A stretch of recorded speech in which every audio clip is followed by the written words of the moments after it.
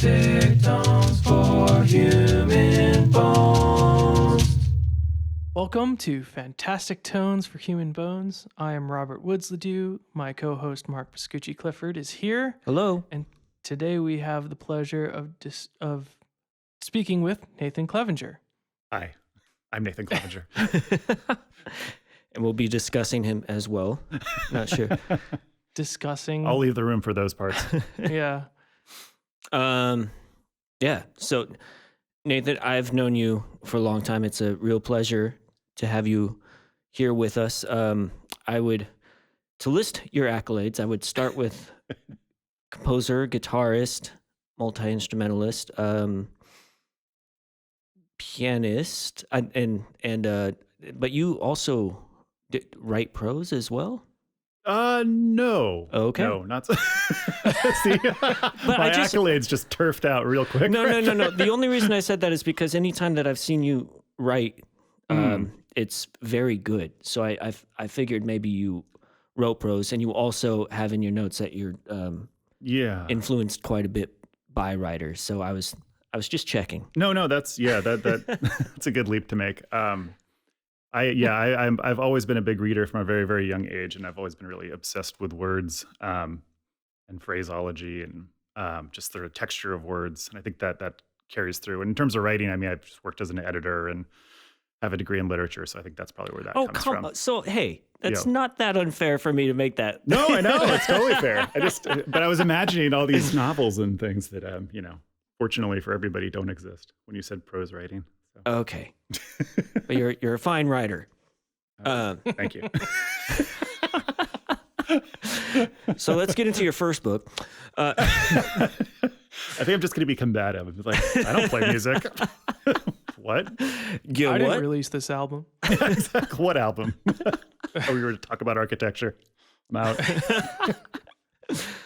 Yeah, we have a guest who has recently decided that they are only going to be moving forward with us as a sports correspondent. So they're no longer in it for the music. Well, all right, cool. Good to have a niche. All right, so you are a rarity in that you are a Bay Area native. Yes. It's pretty amazing. Yeah, it's funny. Yeah. I'm always surprised at what a novelty that is, but it's pretty rare, it seems, to run into somebody who's actually from Oakland and still here, or has gone and come back in my case a little bit. But yeah, I don't really know why that is. It's such a nice place to be. And at least until recently, it wasn't so easy to get priced out of it. It is now, obviously. But even before that, it seemed like natives were rare. So yeah, I don't know what that's about, but that's me. Cool. So just where did you grow up in Oakland, and like where was high school and all that? I grew up by, do you know where Lake Temescal is? Definitely. So I grew up there, right around the corner from there, basically, like on Broadway, kind of going down Broadway Terrace towards Rockridge and Broadway itself. And I went to high school for the first year and a half to Skyline, and went to Oakland Public Schools all up through that. And then for the last year and a half, I transferred to a school called Maybeck in Berkeley. Oh, okay. That at the time was about 100 kids, and now I think has moved to a different building and is much larger. But at the time, it was a school for people who were maybe more into the arts. Is that related to the Maybach House? No, I mean it's named after Bernard Maybeck, but I don't believe there's any connection beyond maybe just an admiration for a local architect. See, it was architecture. I sussed it out in advance. But yeah, when I went there, it was actually they rented space on the second story of a church building right near UC Berkeley, and there was certainly no church affiliation. It was a very sort of demonic-y kind of school in a fun way. Yeah. But it was great. I mean, I was very. I felt like it was, I enjoyed being in public schools there because it seems like in the Bay Area at the time, the private schools, a lot of them were just sort of larger schools to get people out of the public schools and not even special schools in any particular way. So that seemed like kind of a cop-out and problematic. But it turned out that my experience at Skyline was even more problematic. So I eventually gave up the ghost and feel very fortunate because I don't know that I would have gotten into college or gotten my various shit together without that help. Because I don't know, Skyline is a private school and Maybach is a... Sorry, Skyline is a Oakland public school. Okay. Maybeck is the private school that I finished up my last year and a Nice. half. Gotcha. Okay. Gotcha. Yeah. Yeah, and you also wrote that. I mean, essentially, you were always attracted to the piano, Mhm. and then you started writing songs like at a very, very young age. I think you said second grade. Yeah, second or third grade. Yeah. I mean, these were definitely not compositions in anybody's idea. I think we had this hard-hitting tune. It was my best friend Scott and I, and we started a band that we called the Wildcats. Yes. Wildcat. Yeah, I don't think we were even sophisticated enough to put a Z, so it was a little less tasteless than it could have been if we'd thought that far ahead. But It was a Pretty bit. bad. It was formal. yeah, The but Wildcats. we kind of built our own instruments and dragooned our siblings, who were both 2 years younger than us, respectively, into playing like pencils on boxes and pans and things. And Yeah. That's awesome. we had a hard-hitting number called Driving Lessons that we wrote after his mom got a speeding ticket, or I think she went through a stop sign. I'm looking back at the lyrics in my head, and it was a stop sign indeed, because the opening couplet is, "Can't you see you missed the stop sign? If the police catch you, you'll have to pay a fine." So we were doing, political material right from the start. It was pretty hard-hitting social commentary, and I'm sure his mom was Wow. delighted when we charged 5 cents for a living room concert and opened with a song about her malfeasance. Did you think at that time that it was a normal activity to just be writing songs? Did you think about it at all? I don't think I thought anything at all at the time. Yeah. I don't know. Music was just there, which is weird because I think, as I mentioned, my family was not really into music so much at all. I mean, it was very, my mom would listen to like the Big Chill soundtrack and like all the sort of, Beatles and Motown. And so, all good stuff. Could be far worse. The generally, Big yeah. Chill soundtrack. That was a huh? huge thing with boomers of a certain age. It was like, because it was all these old Motown songs. And Yeah. I so don't even think is that that's a obviously that's a movie, but I've never seen it. I never have either, but I Neither get have I. I get the sense it was sort of generational. I wouldn't say generationally defining. I think it was maybe the beginning of a certain kind of sickly boomer self-nostalgia, self-mythologizing. It was about a bunch of, I gather, is about a bunch of friends who come together and like listen to all the old music they listen to and have revelations about how their lives have turned out. Oh, okay. So I see. We're talking about Marvin Gaye, The Temptations, Young Rascals. Yeah, the music. I mean, Dog and so Night. nothing wrong with the music.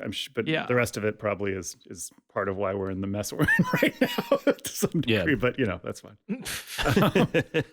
So yeah, I don't know. I mean, I think, as I mentioned, my dad's mom, who passed away when I was very young, so I don't really have any memory of her, was a piano teacher in Whittier in Southern California.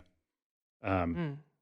And she passed away, as I mentioned, and we somehow ended up with her piano up in Oakland. And nobody could play it. I mean, my dad could do chopsticks, sort of. Yeah. But it was just there, this big, object.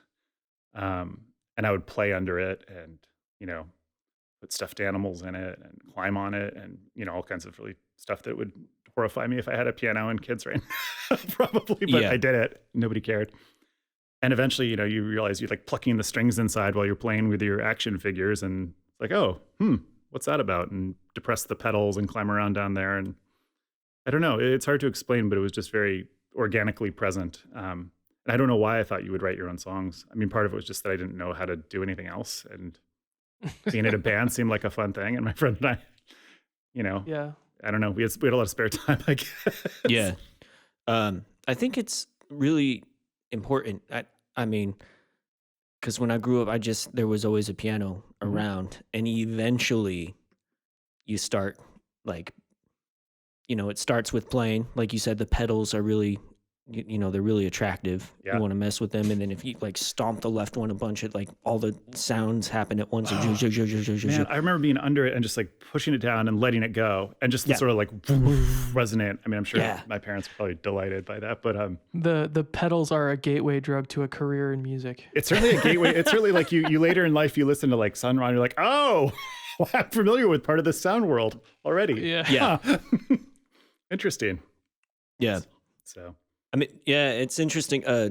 I'd read somewhere a quote from Leggedy, which this is way not exact, but basically said he just had no idea that it wasn't normal for kids to be making up songs for themselves, like when they're going to bed.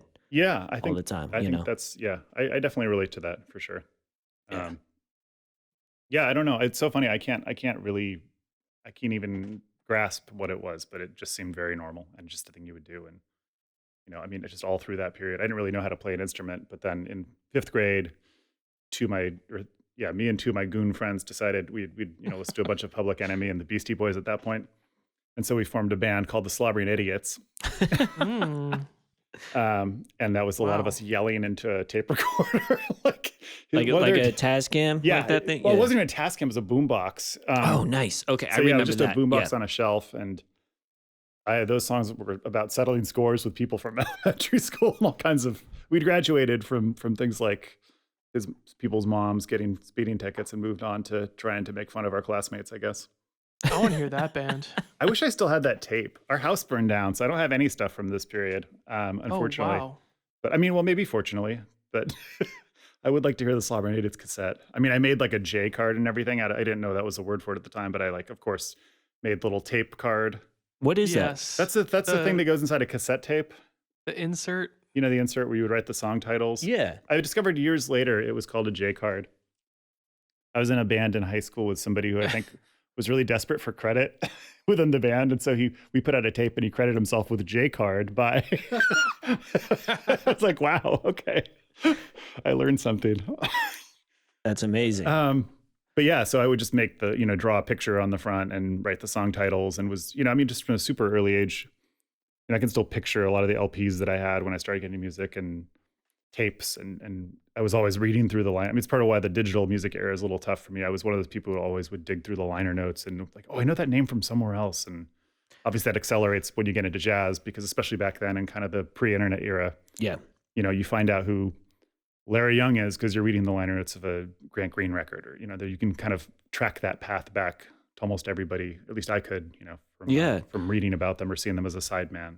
Well, and I've actually caught flack in the past for just relating to music in terms of names of people and times and dates. And there's people who are way more encyclopedic about it than I am. Yeah. Who could like say names, me into the dust. Yeah. Stop naming me into the dust. But It's hard for people if they don't understand who you're talking about. Yeah. yes. Then it's just meaningless facts. Yeah. Those conversations, I mean, if you're talking to somebody who knows all the same things you do, it can be great. Although it can also fall into one of these like how much you brunch kind of situations pretty quickly, where it's like who's going to out obscure name the other person, and that's gross. But Gross indeed. Yeah, but it's just about knowing when you're not in the right conversation to drop names without context and when not to. And some people know that, and some people just gas on, and Yes. I'm gonna start naming some names here to just make this a little more meta. Yeah. I think I eventually got there, but I was definitely in an echo chamber for a long time, Mm-hmm. and it just felt good and right, and so that's what we did. Said a lot of names in my youth. I mean, at that age, Said a lot of names. so much about like establishing your turf for yourself, and some of that has embarrassing outward expressions. Well, I work with middle schoolers and high schoolers now who are now learning how to say names in that same sense too, and like they'll often talk at me at length about those who they've been checking out, which is great. It's not always just showing how much you can bench. It's also trying to like share excitement about For sure. the web of thing that you're interested in. Yeah, Absolutely. Yeah. definitely. So at what point? Okay, so by the time you got to Maybeck, what had been going on musically? Like, were you there as a musician or? Wait, can I ask a question? Please. Yes. First of all, is piano your main instrument today? Guitar has been my main instrument since high school, I guess. I mean, for a long time. Okay. But just sort of how scheduling's working, I guess the main project I've been doing lately, and it has me playing piano, which is this trio I've been doing a lot of stuff with Jordan Glenn and Corey Wright. And I guess I've been doing more of that. I mean, that's always been on the menu too.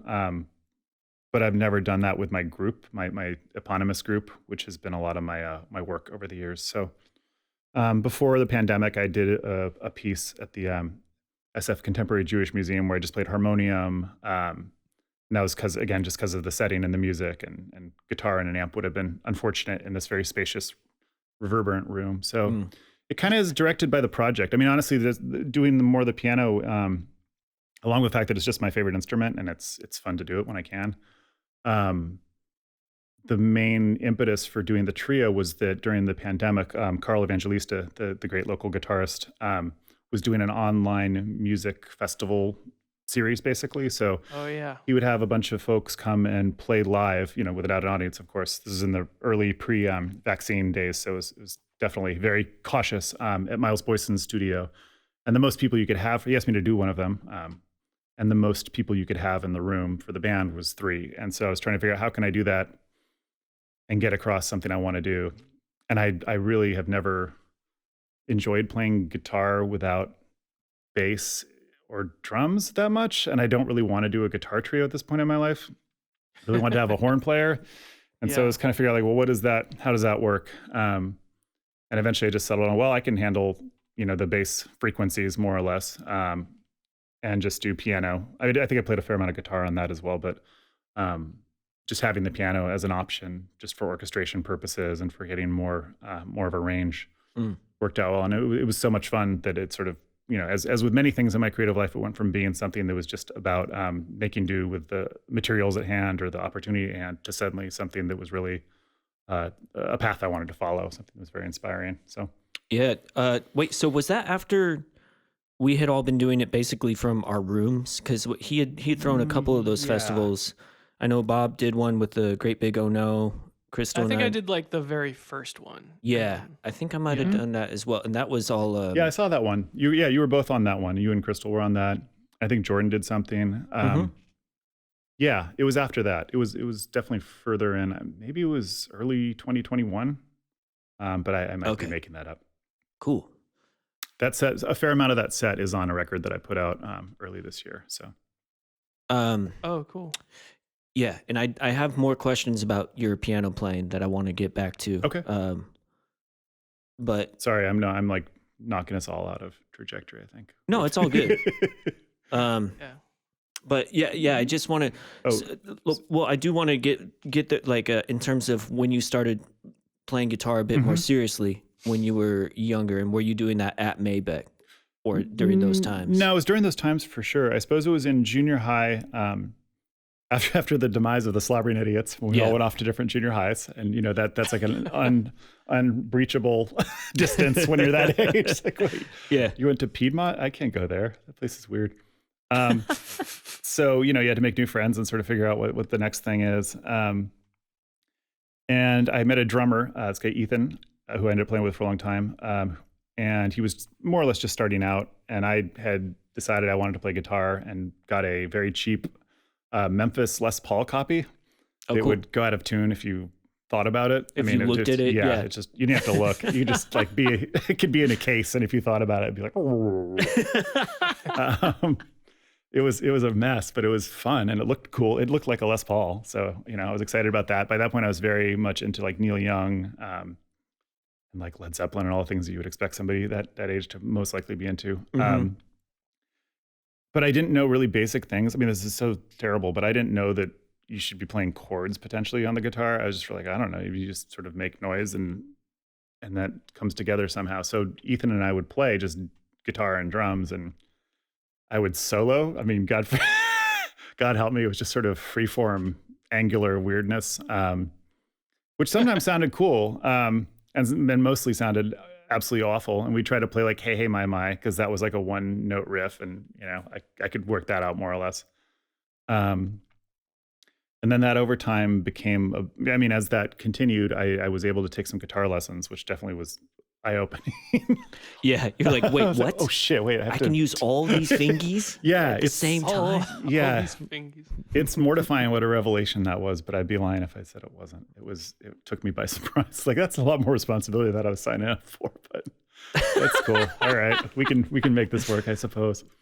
Yeah, you could just Django your way through life, you know? Yeah, yeah. I mean, it's it's funny, for as awful and primitive as that was, I feel like there's been a continual process on the guitar for me where it's like you take lessons and get to a certain plateau, and then I realize like, oh, I really miss some of that the primitive, super ignorant stuff I was doing before. Like, how do I bring some of that back in and sort of override the part of me that knows that some of that was wrong, or it doesn't make sense by any standard concept of harmony. And again, this sounds pretty basic at this point, but for me, I didn't at that point have a lot of out influences, and so I think I feel like there's always this process of you learn new things and get more technically secure, and then you realize like, well, okay, what do I not want to leave behind at the previous step on my development? And how can I bring that forward in a way that's coherent with what I know now? It doesn't seem forced, like, oh, now I'm like going into my crazy out bag, but now I'm gonna go right back into some bebop stuff right here, because that, you don't want to, or at least I don't want it to be sort of pastiche. Like, I want it to be more organically part of a style or a approach, I guess. Yeah, lately, soloing for me, I've just been doing so much work with jazz with the kids at OSA. Yeah. And that language has been coming out more and more and more. And like, I'm able to hear things finally. You know what I mean?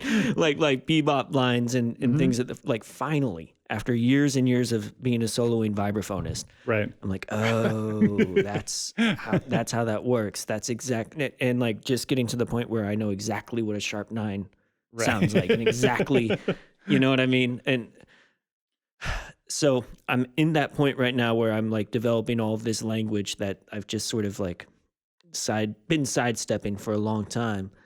And so I'm curious what's going to happen when I'm ready to like, keep going on with the journey, or like, especially when I start soloing again, because like I'm still in recovery mode right now. I'm really curious to see what is going to come out, because I haven't played in a while. Yeah. And I feel like sometimes it's really good to not play and then do some improvisation, like step back, like if you go camping for a week or something like that, and then you play again, and it's just like, that's when it feels the most organic to me. Yeah, there's so much practice that happens in your head. I've noticed, there are times when I don't play anything, and then I come back and I was like, oh, I can play that now. And I wasn't really working on it. I was just thinking about it a lot, and sort of it just feels more conceptually, it's clear. And the block a lot of times isn't really the relationship to the instrument so much as just like, where am I supposed to hit this? That is the most amazing thing about practice, is like you can struggle with something all day and not be able to do it, and then just wake up the next day and you got it. Yeah. Yeah. I remember before a recording session, there was this piece that we were going to record, and it had a really hard for me anyway, guitar part, and it was in unison with somebody. So it's like, oh God, I really got to get this right. Yeah. And I had this sort of like anxiety dreams all night the night before the session, where I was just like watching my fingers play this line over and over and over. And it's, it was bad because I woke up feeling pretty drained. And then we went and played that song. I was like, oh, I have it 100%. It's so easy. It's so clear. It's just, it's not a very enjoyable way to learn something, but it's amazing how effective it is. And it just cut out a lot of the sort of what you think is this more mechanical kind of interaction around it. I had a similar thing happen to me recently that, and this has nothing to do with music, but I was like, it was such a weird experience. I had the water filter on my fridge went bad, so we got a new one, and I was trying to put it in there, and like it wasn't working, and I put it in there and it like wasn't working. And it's like, the way the thing is you just kind of like stick it in this hole, and like I swear it wasn't one day, it was like a couple days. And then I just one day woke up and I was like, oh, it's because it has holes that aren't like aligned on the inside. Yeah. And then I just like turned it a little bit and it worked. And it was just like, I don't know what that is. It's like, you just have to be away from the problem. Yeah. I mean, Bob, you've talked about, I don't think on the cast, but you have talked about,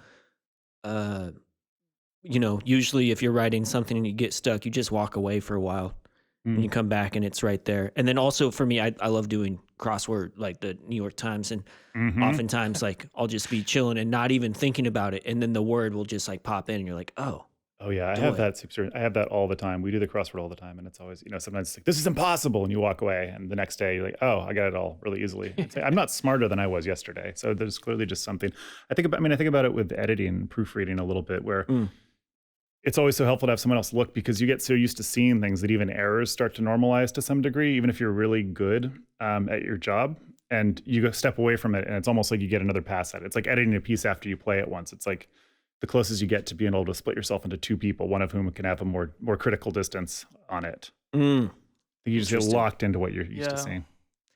This is not quite the same thing, but this is the kind of hardcore content your podcast listeners are probably into. I could never snap, right? And ever.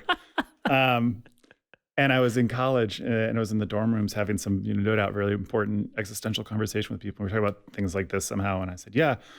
For example, I'd never been able to snap, and I demonstrated my inability to snap, and I could just snap. And from that point on, I have never not been able to snap on command. So that's amazing. Yeah. I really do love that. Yes. Yeah, that's God playing a trick on you right there. Apparently, yeah. Yeah. Why are you such a liar, Nathan? Stop For hitting trying yourself, to fool these Nathan. nice people. What could you possibly have to gain? So I started taking lessons, and I was getting into jazz at that point too.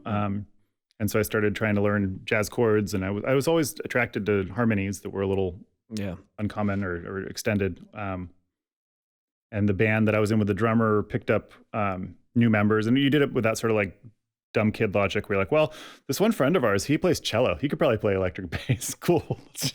He's in.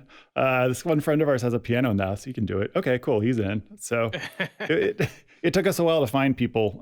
Most of those people got replaced over time, and then with people who played instruments and were really into it. And that band was called Trout Farm for some reason.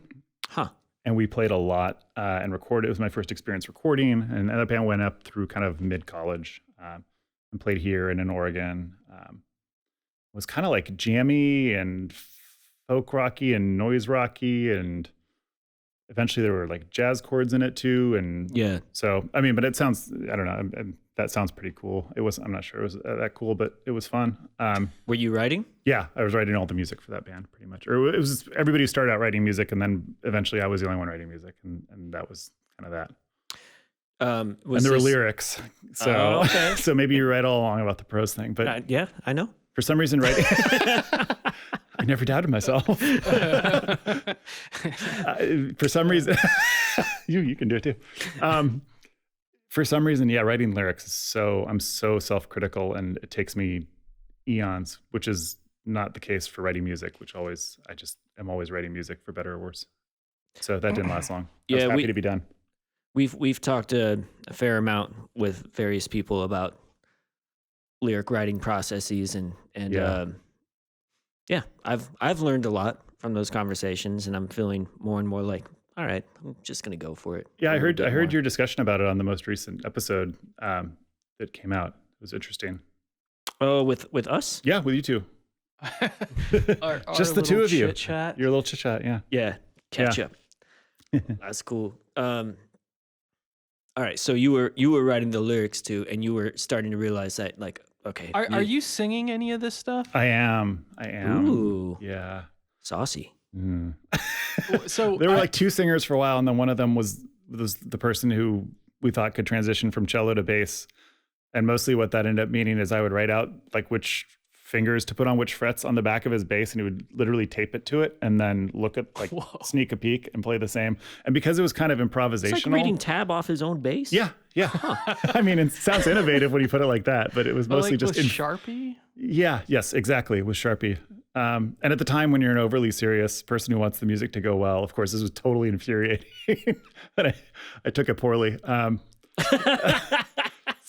Which was tough because he was one of my best friends, but it was just one of those moments. And, I think a lot of musicians have this where you sort of, your friends who want to play because it's super fun, but are not going to go any further with it. You start having this rub with them a little bit because I've been on both ends of that. Yes. But yeah, so then I was left as the only singer, which was not a role I ever wanted. But it was also really hard to give lyrics to other people. And we also, because there's so much instrumental stuff, it was hard for us to conceive of just having a singer, and we didn't know a lot of instrumentalists who sang at the time. So, again, this is all pre-internet. I think would have been very easy for us to find what we needed now, but it was tough then. We put up, handwritten flyers in rehearsal halls and things, and mostly get prank calls. So it was that kind of time. Was this still in Oakland? That's right. Yes. Okay. Where? All right. So I'm just imagining at this point you're starting to get to the point where you're interested in a shitload of different kinds of music. Yes, right. absolutely. I'm guessing it's around this time where you start branching out. And what was your listening looking like at that point in time? I mean, I was listening to still a lot of, rock and, what you would expect. I wasn't so much into the kind of modern rock of the moment, for better or worse. I was listening to a lot of Bob Dylan, who, still remains maybe my favorite artist musically. And a lot of like Neil Young and Velvet Underground. And I went to like Grateful Dead shows when I was like 15. Nice. So, Wow. and then getting into, again, like, I heard jazz pretty early because my dad had some jazz records around and they just were objects of interest, as with everything musically. I would just see them be like, he had this compilation called The Gentle Side of John Coltrane, which sounds really tragic in some ways. Yeah. But, especially for somebody who's never heard his music before, I mean, it had like Wise One and Virgo and Naima and all kinds of stuff Central on it. Park classic, West. yeah, classic tunes. And Yeah. And I mean, what's wrong with John Coltrane playing ballads? Obviously nothing. Oh, it had the two ballads from the Ellington Coltrane session, In a Sentimental Mood and My Little Brown Book, which are two of my favorite recordings still. And he had like Bill Evans records. And so, it's sort of basic stuff, but it sort of got that in my ears a little bit and wanted to know more about what that was and where that came from. So yeah, that's an amazing place to start, man. I mean, Bill Evans and John Coltrane. Yeah, I got lucky. I mean, he had like the Yellow Jackets or something. And This is in junior high school we're talking about? that's in high school. At that point. Yeah. Okay. I mean, I'm sure it was around at that point, but I don't think I had found it at that point. Or I don't remember it anyway. And I remember in like 11th grade, a woman I was dating had like it was like a Ella Fitzgerald version of A Night in Tunisia with lyrics. And I'm usually really not a fan of the sort of like vocalese lyrics added to bebop heads, especially the ones that are about the musicians doing them. But like the post facto kind of, there was Bird, there was Dids, there was, Miles, and then there were Four and that kind of thing. But that's bad stuff. In fact, I actually had a standards gig one time with a bass player when we were first learning how to play standards, and we were in a restaurant, and it was a pretty silly gig. And by the last set, we would be improvising made up lyrics to each other in that style over bebop heads that the audience couldn't hear, but just to each other.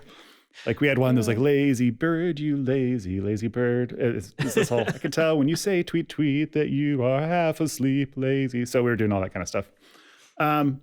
Anyway, that's a digression and a half. Anyway, I just had to look up the lyrics to Four now. Are they as I described them?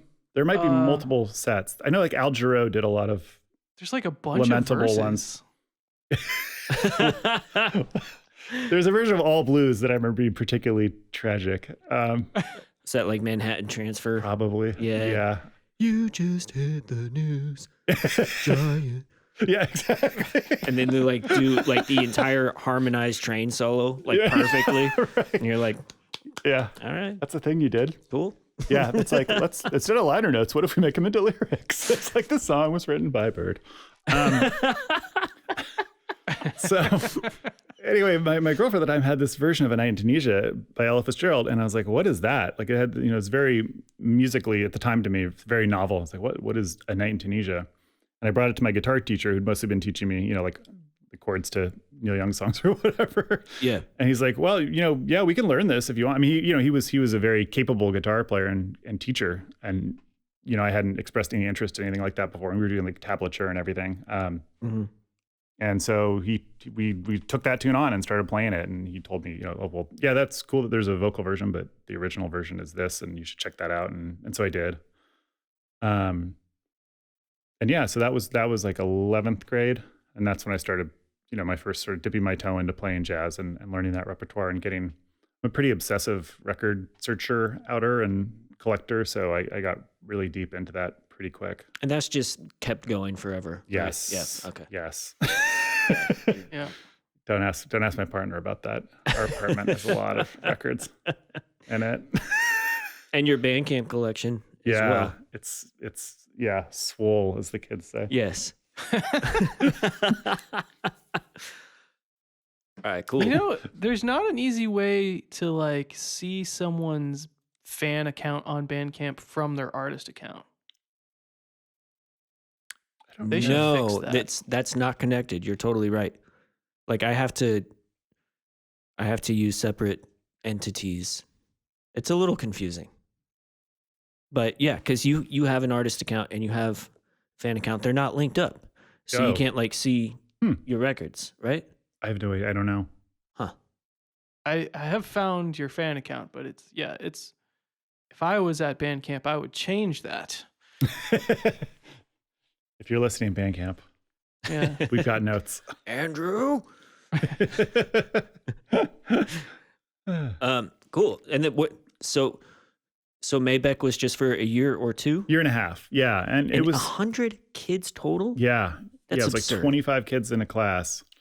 It was run by this guy who was sort of this guy named Stan, and of course we called our teachers things like Stan and Susan and things like that. It was that kind of school for sure. Yeah. But it was strangely it was also super rigid. It wasn't like the sort of Arrested Development, like I got an alligator in spelling kind of thing.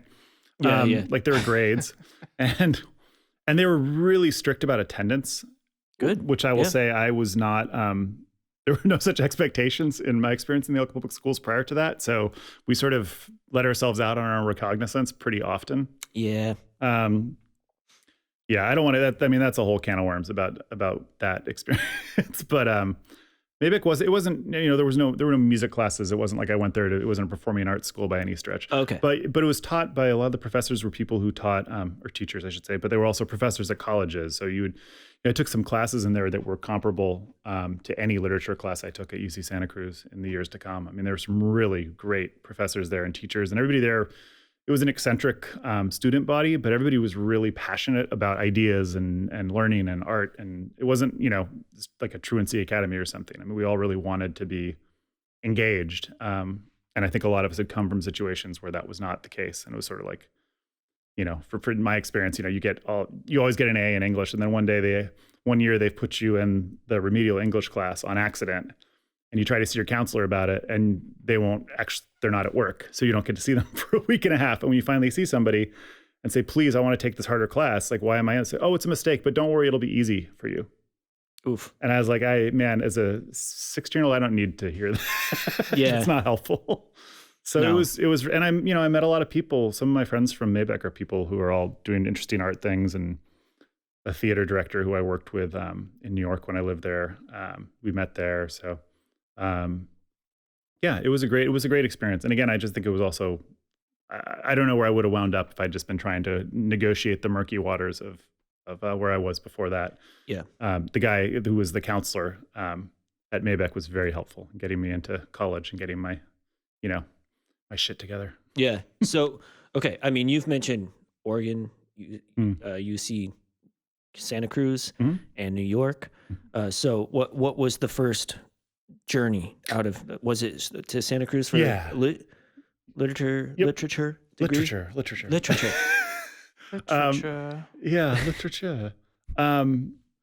So that was in the late 90s. And so I was there for 4 years, which was fine.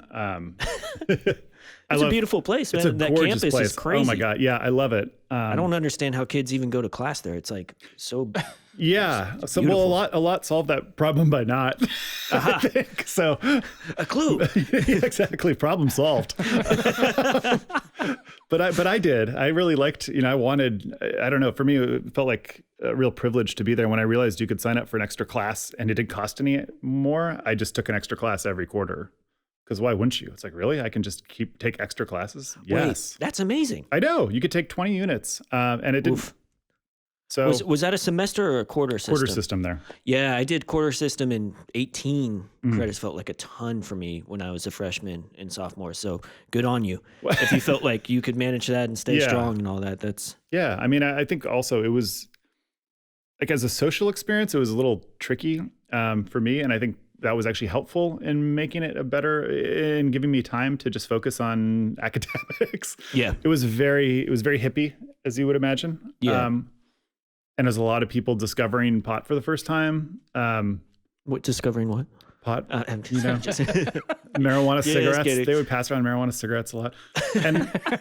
And that was sort of old. I mean, UC Santa Cruz, here's your joint. Yeah, that was not uncommon in Oakland in like much earlier years. So by the time I was in college, I was like, okay, that's cool, but is that all we're gonna do? Is that it? I'm like, I was kind of done with that as the entire activity. There were also a lot of people who got their first conga drum before coming to college, and so you'd walk through the hallway and see somebody playing conga along with Redemption Song, and they'd be playing the melody on the conga drum. So I spent a lot of time. I spent a lot of time alone. I mean, right, friends. I know that sounds weird, but you know, it was a tough environment in some ways for me. I loved Hendrix and Bob Marley in like early high school, and then I think the poster culture ruined it for me. And then I just recently, like in college, man, you know what I mean? And like, so I just recently in the last year started listening to Bob Marley again, and it's so good. It's like amazing sounding recordings, beautiful songs. That's true. And I'm like, okay, good. I'm glad I can enjoy this again. Hendrix, I never didn't love for everything that it is. It can be hard to shake off that context, you know. Obviously, you know it's not the artist's fault, but there's just an accumulation of like, oh, this guy's telling me about this. Of course he is. I don't know if I can listen to this. Yeah, it's like brings all those people back into the room. Sent a chill. Yeah. Through me, like the Redemption Song has a melody on the conga. In that case, I did a good job of describing the experience. Yeah. So it should be chilling. Yeah. But the upside of that was I also at that point I was writing a lot of music, and I at that point realized that it was going to be, if I wanted to do jazz at all, it was imperative that I learn how to write music and read music. I mean, I knew which line on the staff was which note more or less, but I had never sight read anything or. So the library there had a copy of this Charles Mingus fake book that came out during that period called More Than a Fake Book. Mm-hmm. It's a really cool book. And I knew that music really well because he was one of my first favorite artists. And so I just took the book out of the library, and luckily because it was pretty laissez-faire there, even if you weren't a music major, you could use the practice studios whenever you wanted. Yeah. I would just go and like slowly pick through that on the piano. And so for stuff I knew really well, like Goodbye Pork Pie Hat or something like that, or Wednesday Night Prayer Meeting, it's like, okay, this note is for this duration because I know how that works. So this must be it. And that's sort of how I taught myself how to read music. Just spending a lot of time, like early mornings and evenings going into the rehearsal studio and reading through this stuff as best I could. And I mean, it's not like I'm not going to shame anybody with my reading. That's a way to learn how to read music. I don't recommend it. I mean, it's that's imperfect. That's like, can you imagine learning to read English that way? It's like listening to someone speak something that you know and like looking at the text. Yeah, not great. Wow. Okay. Yeah, I mean, again, with Mingus. Yeah, that's complex music. Yeah, I mean, I think that's for better and worse always been like I've always just graduated to what I wanted to do or hear or listen to, and often that means skipping the steps one would normally take in a more responsible pedagogy. I can relate. And that has benefits and also major drawbacks. When you're like, when I was trying to play jazz with people, it's like, wait, what do you mean you don't know how to play, I don't know, all the things you are or something. I was like, yeah, but I know how to play like Light Blue and Coming on the Hudson and all these like weird Mingus, these monk songs nobody's going to call. Is that helpful at all? It's like, no, it's not actually. Yeah, I could play like a ton of 60s Wayne Shorter tunes, but until probably, honestly, the last 2 years, I couldn't play All the Things You Are. Mm-hmm. And then I was like, man, I need to learn this song. Yeah. Like I've read through it on gigs a billion times, right? But now I like know it, the way that you're supposed to. Right. And it's nice. Yeah, it is. It's and nice. I definitely had to work my way backwards from my weird trajectory. And I don't mention it with any like real pride. There are people who are so proud of their autodidact experience, and it's cool. And I admire people who do it, obviously. But I didn't choose it. It was sort of just how it worked out. And there are so many pitfalls to that, and I mean, probably benefits as well, but pitfalls galore, to say the least. Learning notation that way just sounds absolutely bananas to me. Yeah, it took a while, and I'm not the most amazing reader in the world either. So it's not like it was like, you're not gonna believe it, I aced it using this incredibly insane way to learn. I'm all right, but you should commit yourself to becoming a YouTube like personality where this is you preaching how to learn music. Yeah, if I was, yeah, that's true. That would be amazing. Yeah, if I had a more messianic bent, that'd be an incredible way to go. Just like, here's my music reading snake oil.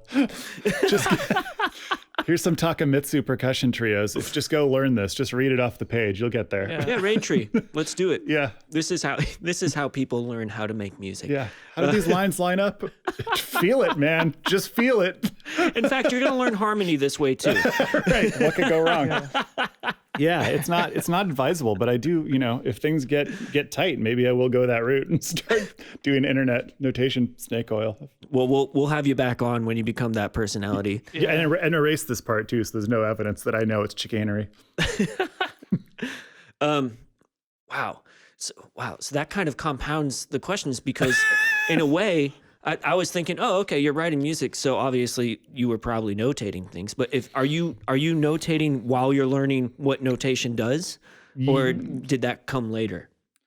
I'm starting to. I mean, for that, when I started learning it, I was still the band Trout Farm was still active, and so I would write out like bass lines and things like that. And sometimes in the past, I'd just play them for the bass player if there was a written part that was essential, or if there's a keyboard voicing, I would just show the keyboardist. But I knew like the G was where G is. And so I could put a stack of notes. I mean, it would have been wrong. And it would be embarrassing if I told you how late in life it was I learned like which way the staff should, the stem should go on certain. So it was bad news. And if you saw it, you would laugh and wonder what child had done it. But it was sort of slowly kind of being utilized more for that music. Because before it had really just been like chord patterns, just, chord names. But I was already doing metric stuff. And again, mostly just because I felt it. Like I was like, okay, well, what is this? And some of it I had to figure out later, looking back, like, oh, no wonder we had our time learning that song. There's a bar of 3/8 here for some reason because it feels right. Yeah, you wrote intuitively. Yeah. You didn't write on a grid. And then sometimes like that's the way the phrase goes. Yeah. And I think that's still true of all my music. I mean, I don't write with weird meters, I don't rhyme for the sake of riddling, as Chuck D might say, but it's like, it's because you need to extend the phrase or you listen to so much free music and you want to write composed music and how do you get some of that in a way that's repeatable if that's the goal of the project. And some of that is just adding space to breathe. I mean, yeah. And I don't think I knew our friend the Fermati yet at that point, so that would have been helpful, but I just did it this way instead. The old sun god. Yeah, exactly. Yeah. I love him now. I use him a lot. Man, they had Boccherini on the radio yesterday, like Who? Pre-classical. Luigi Boccherini, I believe is the dude's name, and I just love pre-classical stuff because it's more like a song. Yeah. And just the phrasing's all over the place. You're like, this music is insane. Yeah. This is crazy people music, Yeah. Like considering like what happened right after that, you know. Man, I love listening to that stuff and that's really cool. Cuz I like writing that way as well. I'm not familiar with this person. I'm not either. Well, it's some fun string music that they play on KDFC sometimes. Cool. Yeah. Anyway. We didn't do anything that complicated. I mean, we resorted to all the sort of the tools that you use at that time. Like there's one phrase in like 10 that was like, we just had the drummer like for a while in rehearsal count it up the hill, down the hill, up the hill, down the hill, done. And that would be it. Or there's the famous 11 count, I think it was, which was Taco Bell, Taco Bell, Taco Bell, Taco, Taco Bell, Taco Bell, Taco Bell, Taco. I see what you're saying. Yeah. So we'd have to come up with sort of, mnemonic devices to play rhythms because none of us could even say what they were necessarily, but we knew they were fixed. What was your 11 It was 3 again? Taco Bells followed by 1 taco. Were you all hit to David Letterman, No, I still wasn't. Hippopotamus. Oh, I did hear hippopotamus later. That's a good one. 1, 2, 3, 4, 5, 6, 7. 1, 2, 3. I still haven't figured that one out exactly. I like grunt twice, which seems to work for me. But yeah, I mean, and by that point there was the bass player in the band was a guy named Jory, who I'm still very close with, and he was like a really, really good musician, and he had been in jazz band in high school, so he could read to some degree. I mean, he wasn't a monster at it at that time either, but certainly way ahead of me, and would flesh out chords that had different notes in them than the basic triads really well, which is great. Yeah. And he was the one who was playing the restaurant gig where we would make up bad vocalese lyrics too. So bring that people back. just keep I want popping to see up. that. I do wish I wish we'd written them down. There were some really good ones. That gig got very loose in the third sets, let's just say. Heard. Yeah. Yeah. And one time a customer memorably, referring to my amp, said to the waiter, "The loudspeaker is unbearable," which I have enjoyed a great deal, and it's come back as a phrase. Wow. So that was cool. Awesome. Where did you go? Let's go back to Santa Cruz. Okay. Well, yeah, because I want to. The only gig I played degree. The only gig I played in Santa Cruz. Sorry to interrupt, but I enjoy this. The only gig I played in Santa Cruz. I played a radio gig there to advertise for a trout farm show that was in Berkeley. But the only other show I played was as a backing musician playing bass and guitar for a folk singer. But I only would take the gig if you let us call the band his name and the Tainted Granola. So that was the band. And we played at the Whole Earth restaurant on campus, the health food restaurant on campus. Awesome. So, anyway, that's my Santa Cruz music story. All right. Well, thanks for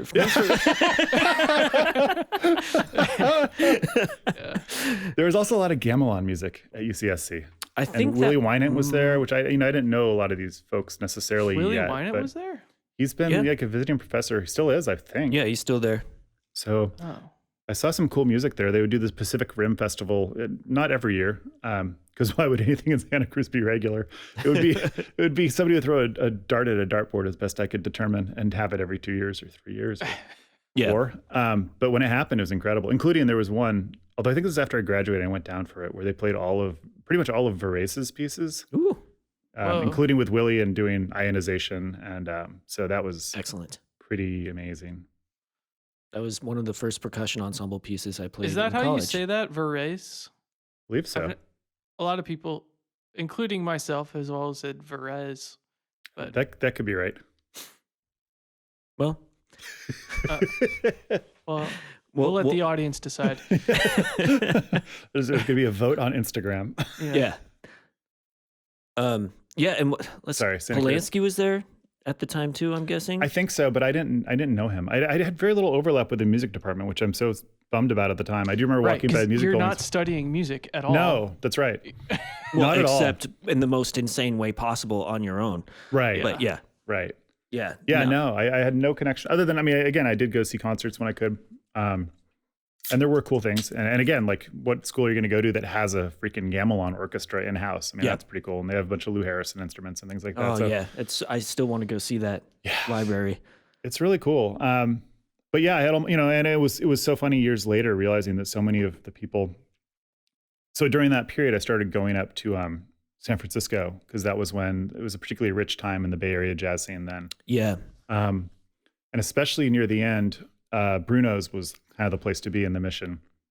Right. And that's where and I would just drive up. Again, I had so much energy for this kind of thing back then, which is nothing to like drive up to Santa Cruz from Santa Cruz to San Francisco after a full day and see music until 12:30 and drive back to Santa Cruz the same night, which I can't imagine now, but seemed like a great idea at the time. I'm glad I did. But there's so many people who I heard there and who were really musical idols and inspirations and in some cases friends later. Yeah. Like Ben Goldberg and Graham Khanna and Kenny Wallace. And I eventually realized they'd all been at Santa Cruz too.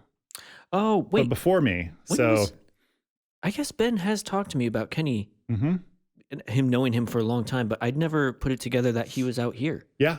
Wow. Yep. Yeah, he was here and he was in San Francisco. He was in Santa Cruz, I believe, and he was in San Francisco for a while before he moved to New York. He's one of the first people to move to New York, but he was here for a spell. He played in Graham's band, and he played obviously New Klezmer Trio. Started out here with Ben and Dan Siemens. I can't believe I didn't put that together. Yeah, that's cool. It was cool, but I feel like I sort of I arrived in a trough between like that and whatever came next, because they were. Maybe I wouldn't even have known they were there, but I probably would have. But they were not there any longer. Yeah, and you also have mentioned like John Schott. Yes. Josh Jones, Todd Sikafus. I heard you guys wondering if Josh Jones is real. He's real. I used to see him. Oh yeah, many Fridays. That was one of the few places we could go see music during before we turned 21. A lot of places did card pretty assiduously, and we didn't have believable fake IDs. But the Up and Down Club, if you got in before 7:30 and just like nursed, a tonic water or whatever for 2 hours or something, they didn't start carding until 9, right before the music started. Oh, nice. So we would go, and every Friday it was Josh Jones Latin Jazz Ensemble there. Cool. And we'd go to it a lot. It was really good. Yeah, I have the pleasure of working alongside him like Cool. a few days a week at OSA. And, cool. I've learned a ton from him. Yeah. But for Bob, I don't believe he has proven himself to truly exist. Yeah, it's true. I'm highly skeptical. It's good to maintain your skepticism. you know? Yeah, A lot of people believe in Sasquatch too. I mean, maybe that's Mark and I now trying to lead you astray. Yeah, man. Yeah, so at that time, Trevor Dunn was here too. And you said this was like early 90s? That would have been when I was able to start seeing most of those bands I saw I'm confused. between like 94 and 98. Okay. are you a Mr. Bungle fan? I am, yeah. What about Sleepy Time? Yeah. Yeah, because you have Carla. You mentioned Carla. Oh, and Scott. Awesome. Yeah, Carla played a lot with Ben at the time, and then that was the beginning of Tin Hat Trio, which I absolutely loved. Rob Berger and Mark Orton. I love that band. Me too. Yeah, and the record they made with Ben when Ben was in it, "Sad Machinery of Spring." That's a beautiful record. Yeah. Yeah. So all those people are just on the scene, and people. I remember seeing like Mia Masaoka playing with Tom Nunn on who unfortunately passed away recently, on his electroacoustics boards he would make. And that was just one of the most, and Gino Robert, that was the trio, Crepuscular Music. Ooh. That was pretty incredible. And then at Bruno's, Bruno's is where I met, like Scott Amendola was pretty much the first person I met in that scene. And I started taking guitar lessons with a guy named Morris Acevedo, who was playing guitar with Scott. And Scott introduced me eventually to like Ben and John Schott, Philip Greenleaf, and kind of all the people I know, who were sort of my entree into the scene. I mean, not that I was playing with any of those folks at that point at all. Just like a fanboy who would come up and try not to be weird, but see a lot of music. And every Tuesday, that was my when I moved out here. Those were the same people that I did that same thing too, where I tried not to be weird and just like. Hi. Like, may I help you with your drums, sir? Dude, I still do that to Scott. I'm like, yo, man, do you need help turning down? He's like, no. It's getting awkward. Yeah, you got to resist the urge sometimes. It's weird. I still have to pinch myself sometimes. Like John Schott will like randomly call me and talk to me about things. For a while. I'm like, my God. If you told my 18-year-old self that this was a thing, I would have said, well, cool. Been successful, this whole career thing of mine. Yeah. I'm all set, thanks. I'm good. I'm real good. And every the Bruno's thing, of course, that I remember most. Well, first of all, so Kenny had moved, but there was a version of that band Junk Genius they had that was Ben Goldberg, John Schott, Trevor Dunn, and then Scott Amendola became the drummer. It was called Snorkel. So they played a lot, and it was like full sets of weaving between different tunes, and that was incredible. Yeah. And then every Tuesday night, it was Graham Khanna's group.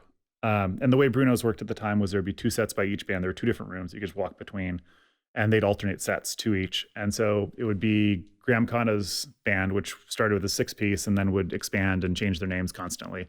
Yeah. And eventually became this interesting prog rock sort of thing, which was cool. And then the other room was Kenny Brooks' trio, just a kind of straight ahead, jazz standards trio with Eddie Marshall. It's kind of a local legend on drums. Yeah, totally.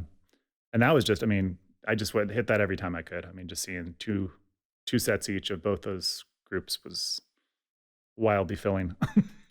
Yeah, coming from. When did you get here, Mark? Sorry.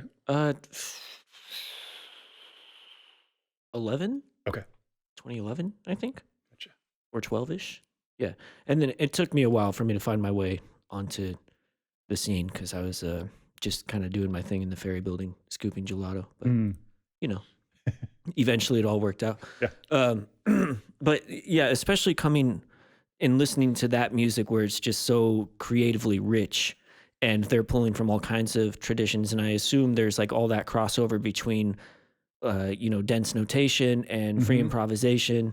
And that must have just been like, oh boy, this is awesome. This is like no man's, Wild West. You can do anything. Yeah. I think it's like there's always this question of what is inspiration and what is kind of affirmation? Not that like, oh, you're awesome, but more just like, oh, the things that the sort of ideas, the inchoate ideas you have in your head are they actually can cohere into something, and you might be on the right path. Yeah. I think that's what I got. Some of it was just brand new, like, holy shit, I never thought of that. That's amazing. Okay.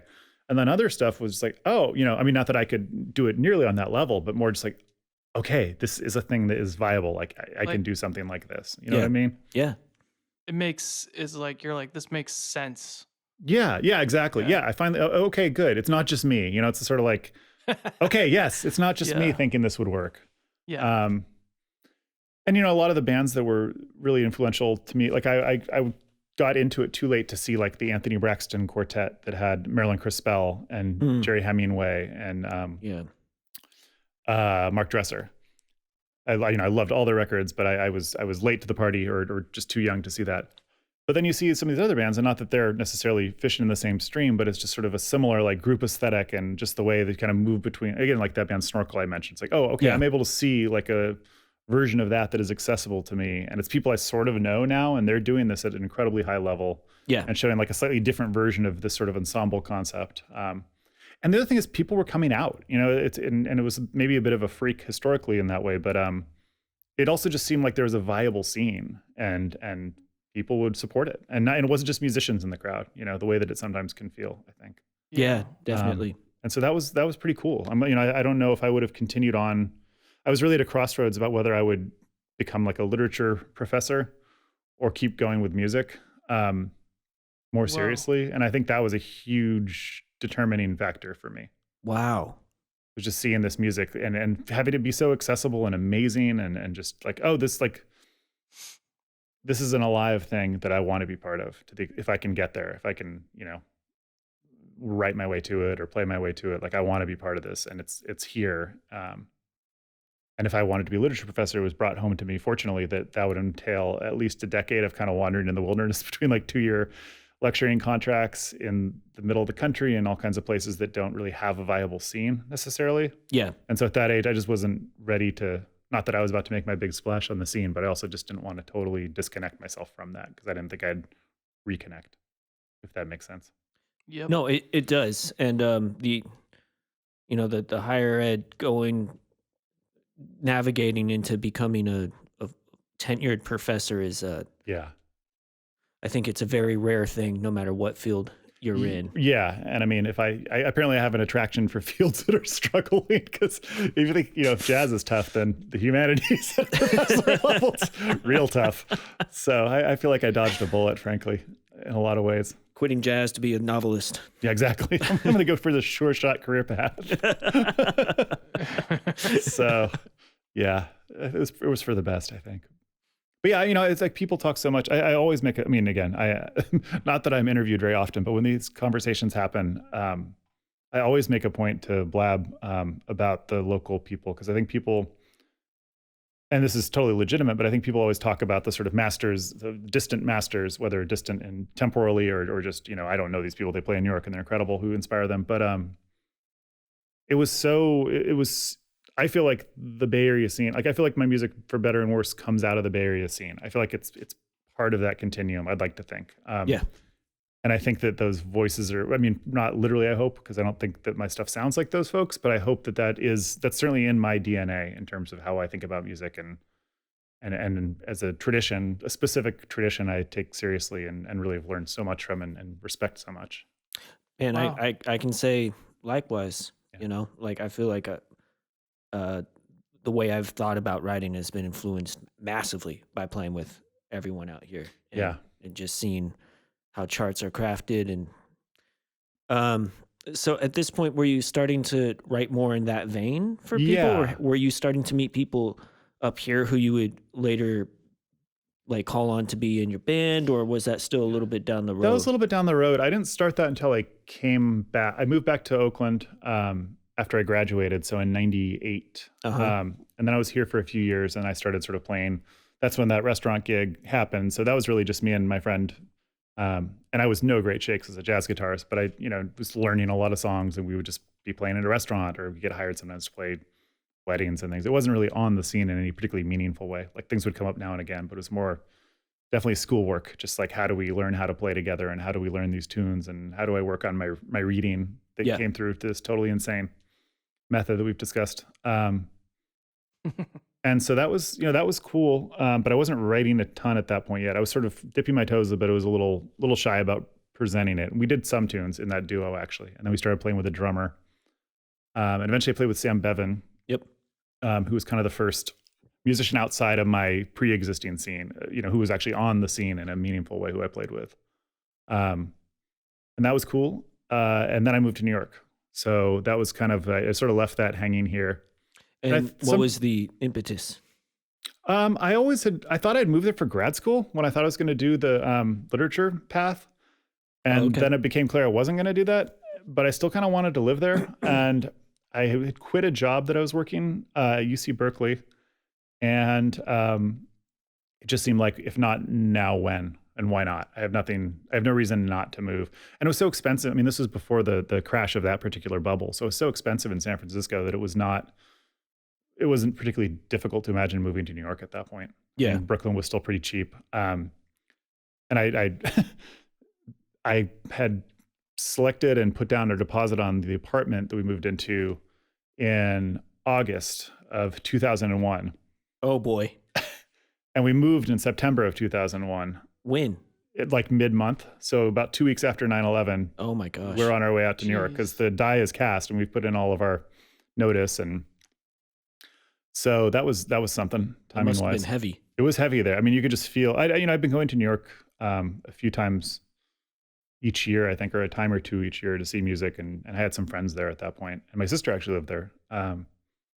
So yeah, I knew at least enough to feel the difference going back there, but just the heaviness in the air. So yeah, not an optimal time to live there, but it was still very reasonable. We lived in Fort Greene, which at the time was really reasonably priced, and still pretty accessible. It's in Brooklyn, and it's about three subway stops in from the Lower East Side. If that's helpful, it probably isn't. I know very little about the Gotcha. geography of New York City. It's not far from Lower Manhattan, which was great at the time because that's when Tonic was really happening. Yeah. And so to be just a hop, skip, and a jump away from Tonic was incredible. And that was kind of the East Coast version of that Bruno's experience, where I would just go to shows all the time. And yeah. But I didn't play a lot. I had a band. I put together a band with some people. It was, two horns and bass and drums and me playing guitar. So it was kind of the proto version of the Nathan Clevenger group that started more officially back here. But we played some gigs, and that was when I was really starting to write for horns and learning about transposition and writing harmonies for everybody. And that was kind of when that really got started. Just out of curiosity, because I want to dive deep into that, but who were you, like, was that like Tony Malaby and Tom Rainey at that time, or who was active at Tonic at that particular? I mean, it was kind of John Zorn's home base, so he was there all the time. And then like with his different bands, I think he'd sort of split with the Knitting Factory folks at some point, and so that became his home base. So he did a ton of stuff there. And then Stephen Bernstein and Tony Malaby and Charlie Burnham, Mark Rebo, who was my favorite guitar player from like high school. On Sylvie Crevassier, Susie Ibarra. I mean, I could go on, but and there's still some of the older folks around. Like you could see Frank Lowe and Leroy Jenkins and people like that. Han Bennick, people came there. ICP Orchestra,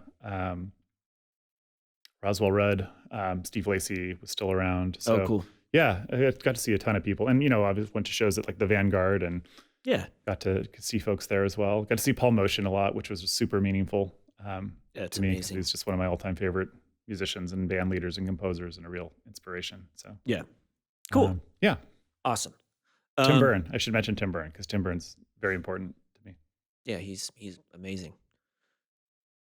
Okay, cool. So this is when you're starting to write more for horns, and I feel like this is like the seed of what becomes something that you dive deep into as like a that's right, your voice, and that some of the music I wrote during that period is on the first record that I made when I moved back here, The Evening Earth. And I was sort of in touch with people back here still, so I came back here to do a gig and played with Sam still, and then Chess Smith, who we'd become friends, and he had just come down from Oregon relatively recently.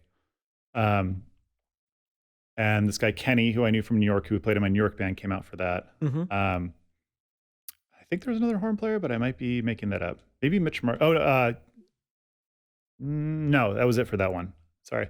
So that was sort of, I had the seeds in my head of that. And I met Aaron Novick as well, clarinet player. So when I moved back after like 3 years, I sort of had the band in mind that I wanted, which was Chess and Sam and Aaron. Yeah. And then Mitch Marcus on saxophones. And that was the band. I mean, that was kind of the beginning in 2004. Yeah. So yeah, that was kind of at that point I was really writing for that ensemble and had learned a lot about how to actually notate things correctly. So it was not as embarrassing. It would have been 5 years before. Okay. And were you writing out scores by hand? Yeah. Okay. Yeah. And it seems like you go back and forth in terms of notation style, right? Like Definitely. Yeah. Does it depend on the ensemble? Yeah, it does. It also, I think there's also a part of it that is a little bit like what or echoes with what I was mentioning earlier about as you learn, as you become more adept at your instrument and you want to go back and retain certain things from the past. So I did hand scores for the longest time, which, my scores can be really long. And I write out like drum parts and things for that band anyway, for the Clevenger group. So there's a lot going on. And, so you play a gig and you realize like, oh, I need to cut out 2 bars. This becomes a massive production of rewriting everything or doing a lot of erasing. So I was excited to get into. Just tell everyone to screw. Yeah. We've all played those charts where there's like just a bunch of like things crossed out. Yeah. Or like arrows moving things around. So I didn't want to do that because I find that hard to play. Yeah. But yeah, so I when I did, and there's a lot of griping. I have terrible handwriting. And there would be a lot of griping, but in a sort of Stockholm syndrome kind of thing. When I switched over to Finale, all the longtime members of the band were like, "Oh, come on, we like learned this special skill to read your handwriting in your charts, and now it doesn't matter anymore." It's like you can't win. So it worked out pretty well for that. But yeah, I think the trio that I've been doing. I've gone back and forth throughout all the projects I've done, depending on kind of the demands of the project or what makes sense. But and just sorry. At this point, is your understanding of music notation is like on point, or man, I would say yes. Working it out? I would say yes, and you might get some dissenting voices if you open it up to the room. I think it's okay. Well, I'm not like I'm just curious because just because of the way that you learned. Yeah, I think so. I've studied a lot of scores, and so I have a sense of what it should look like more or less. Yeah. I will say I don't go overboard with dynamics in the sort of classical score way. A part of that is ignorance, and part of that is I'm a big believer in most of these bands and kind of discussing dynamics and determining that in rehearsal. Yeah. So that's sort of, some of that I'm sure is just self-preservation from having to admit a certain degree of ignorance that lingers. Yeah, but I feel like, there's a workshopy aesthetic like in the scene. And also I was going to say earlier that griping was my notation teacher, like I would get griped like into the dirt if I brought in things like, Yeah, that's a good point. Just an amazing gripist named Aram, who just like, anytime I handed him a chart, you just like, Mark, there's still B sharps. Yeah. There's still, you know what I mean? And just like, I learned a lot of like best practices. Aram is one of the 2 people who's played every one of the 3 horn books in my band at one point or another. Yeah. And he's contributed some gripes along the way, which lovingly, they're of all course. well learned. And, totally. And he is a very, compassionate griper in that sense where he's not like throwing it on the floor and yelling another, but which I would also respect in a certain way, but yeah, it's helpful that he's not. Yeah, I think my notation's pretty clear. Again, I'm sure. Mark's played some of it recently, so he might be able to tell you if it's. I won't be offended either way. I don't know what other people totally. think. Especially for the solo vibraphone piece, that was like very well, and that was notation, software notation. But yeah, can we check out some of? You said this was the first one, the Late Arcade. No, not Late Arcade. My bad. Evening Earth is the first one. Evening Earth. Late Arcade is the recent Yeah. one. That's the trio. This one, let's see here. What would you want to check out from this as like kind of like a snapshot into that time? And this has Tim Bulkey on it. Yeah. So Chess had moved by that point. Interesting. And I think everybody else is still the same. Oh, and we'd add Casey. So I think Mitch was on tour, and I started using Casey as a sub. Okay. And of course, as anybody who's played with Casey Knudsen, you don't really want that sound out of your group once you get it in there. So we became a sextet, and I have like sort of a, it's like a little bit bringing home kittens or whatever kind of thing. Like it's hard once you add somebody great. It's really hard to say, be reasonable. It's already this band is already comically oversized given the options we have to play. But well, yeah, and I think that you've become very good at being malleable. Yeah. With your groups, and like I always love when I get to participate in any way. You know what I mean? But maybe the second one. All right, cool. That one's fun. I'm gonna share a sound or two. Stand by the world. Late Kasparov drives a cab. Correct. This is the sound of the internet. Yeah, I don't have this one in my iTunes. I'm sorry. It's the notes you don't play. This album, I'm not as... Hey, come on. No, you come on. Hey. This record, Tim had actually moved to New York right before this, and so he flew in like on the red eye for this gig. Yeah. And I think he fell asleep while playing. Oh my God. Or like in the back room. He was really, he plays really well, but he was very tired. And we had this loner drum set. This is like a live recording? No, this is a studio record, but we did it all in one day. So it was a bit of a squirrel cage. Oh, I see. Okay. Here, I'll stop share.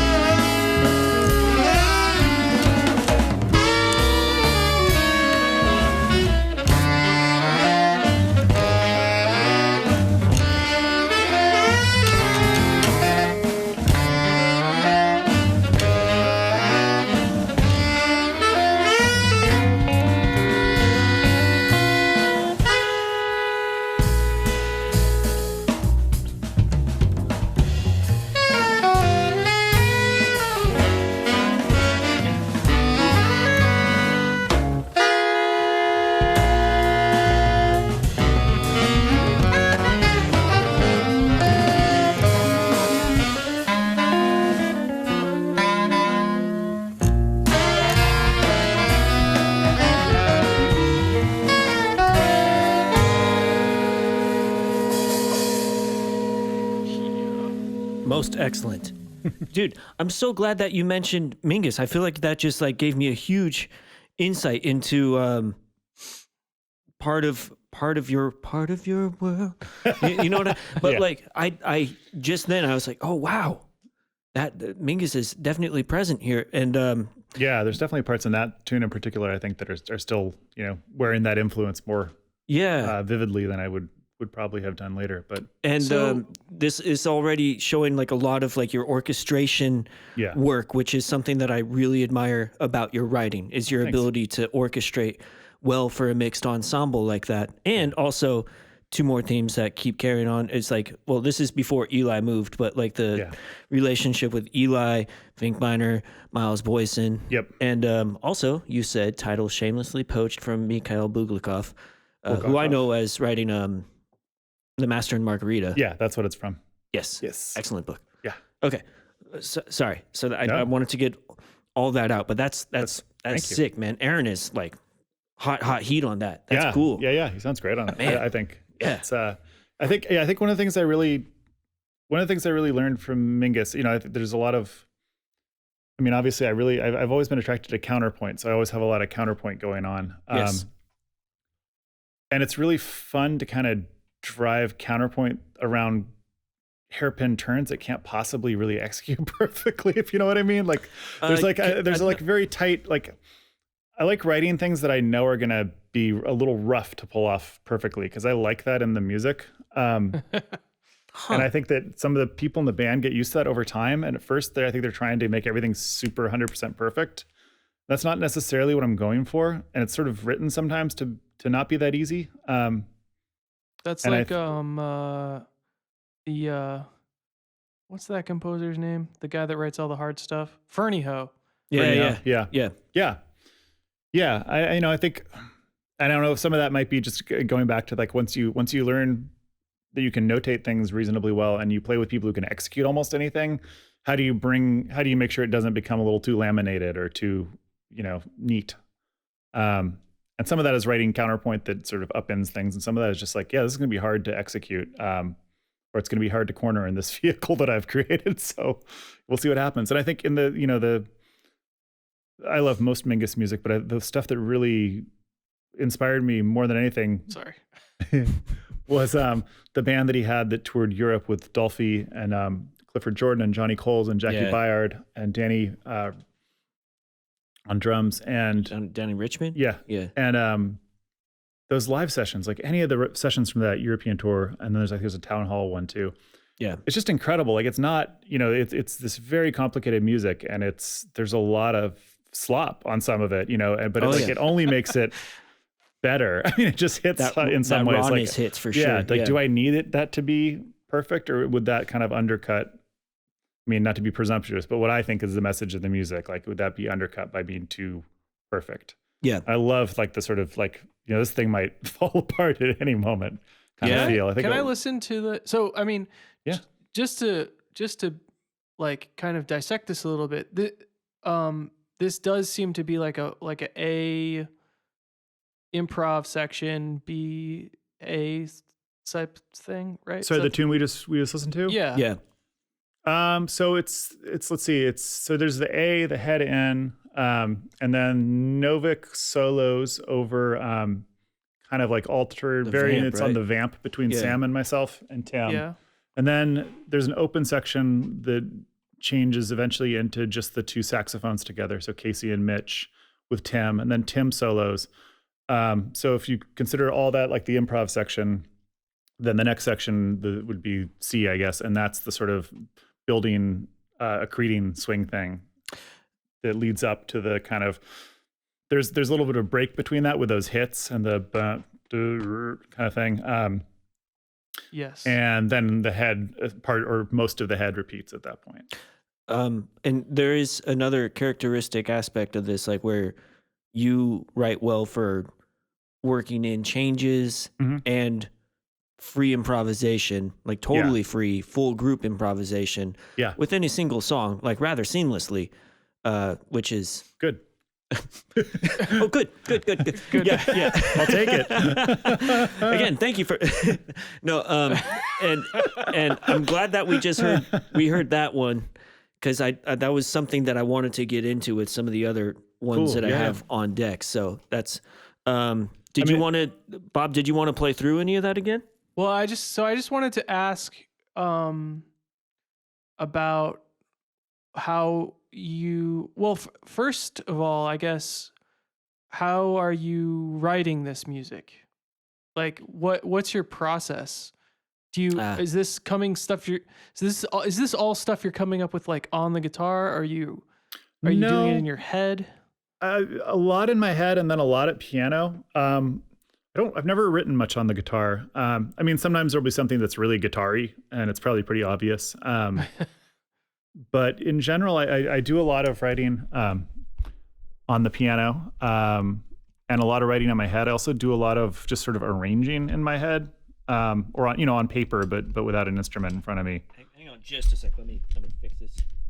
I want you to say exactly what you just said again, but this Technical difficulties, stand by. Technical adjustments. Okay, cool. Is that good? Okay, so one more time. Yeah. A lot of what you write is guitar-y.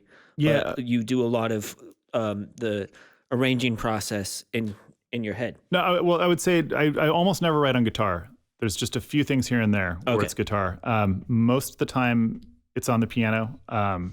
Whether I'm lucky enough to have access to a studio at the time, or I have a Rhodes at home. I also have a melodica that I've always used for lines. Like, I find it very helpful. I mean, it doesn't have a lot of range, but it's kind of helpful find it to. Very helpful. Good, yeah. Yeah. It's cool. It makes you just think a little more like a horn player. Yes, exactly. I think that's part of why I don't write on guitar. Is it's just it. You can get great results, and obviously there are people who do it, and it's amazing. But I do think it takes you a little bit away from the character, the optimal character of the instruments if you're writing for horns. Mm. Yeah. You don't think about breathing. You don't think about phrasing in the same way. I just it's Articulation I find- too, because yeah, you can yeah. pull off like staccato and tenuto stuff with the totally. yeah. So I mostly I write a lot, on paper, just with my head, but I do not have perfect pitch, to say the least. So it's all mostly forms and general directions of things and layering ideas and rhythms, and then I'll usually flesh that out on piano. You do like notebook sketching, is what you're saying? Oh, like yeah. Where you write down ideas and that was Always, yeah. I always have notebooks, always, period, and have forever. I mean, anybody, like any friend who's met me for dinner or for like a drink or something, if I get there early, I probably have the notebook out. I'm just almost always working on something. That's awesome. I have this problem with working in notebooks in that I don't ever do anything with it. I'll just write. I have like a notebook, like I have one right here, but it's like I'll have like little rhythms written down, and I'll have the idea for what it is at the time, and I'll like look back at it like 6 months later and be like, I don't remember what this is. That part's tricky. Yeah, sometimes even if it's notated perfectly, or if it's like I don't remember like the feel of this at all, or like what I was getting at, whoever wrote this wasn't as happening as he thought it was, or something. But Yeah. I don't know. So where do you keep ideas where you will come back to them, or does it have to be sort of in the process of a specific thing you're working on? I honestly, like, if I don't execute it, I mean, this might be just a me thing, but like I have at any given moment so many ideas tossing around that like whenever I sit down to execute, I have something already top of mind. Got it. I'm gonna do that one. Okay. I typically don't need to like look for something that I wrote down on a piece of paper. So is that more conceptual or formal, or and it's the specific bits you write down that don't come back to you, or? well, it's like, I mean, it's like if I can retain it and I'm like so like, for example, if I come up with a rhythm and even if I bother to write it down and I'm like, okay, I want to try this rhythm. Like there's actually one, like I could tell you an idea that I've been thinking about is like to have these two bells and like, this is the extent of the idea. Make one play clave and one play clave, a beat off from that. And the next one play clave, a beat off from that, all on bells. So it's like syncopated, and like do that on my 4-track for this project that I'm working on. So like next time that I sit down on my 4-track, if I can remember to do that, that's probably what I'm going to do. Gotcha. Okay. You know what I mean? Yeah. So I don't know. I Cool. guess.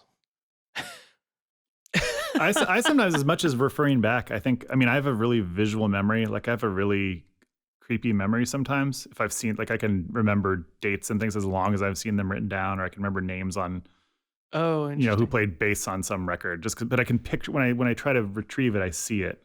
So does that help you remember it to write it down? Yes. So yeah, exactly. Yeah. The act of writing it down increases the chances I will remember it, even if I don't actually go back to the book and look at it again. I mean, it probably won't be perfect, but it'll be pretty close. And if it's good, I'll probably remember it enough that I'll go back or be able to recreate something approximately close enough to it.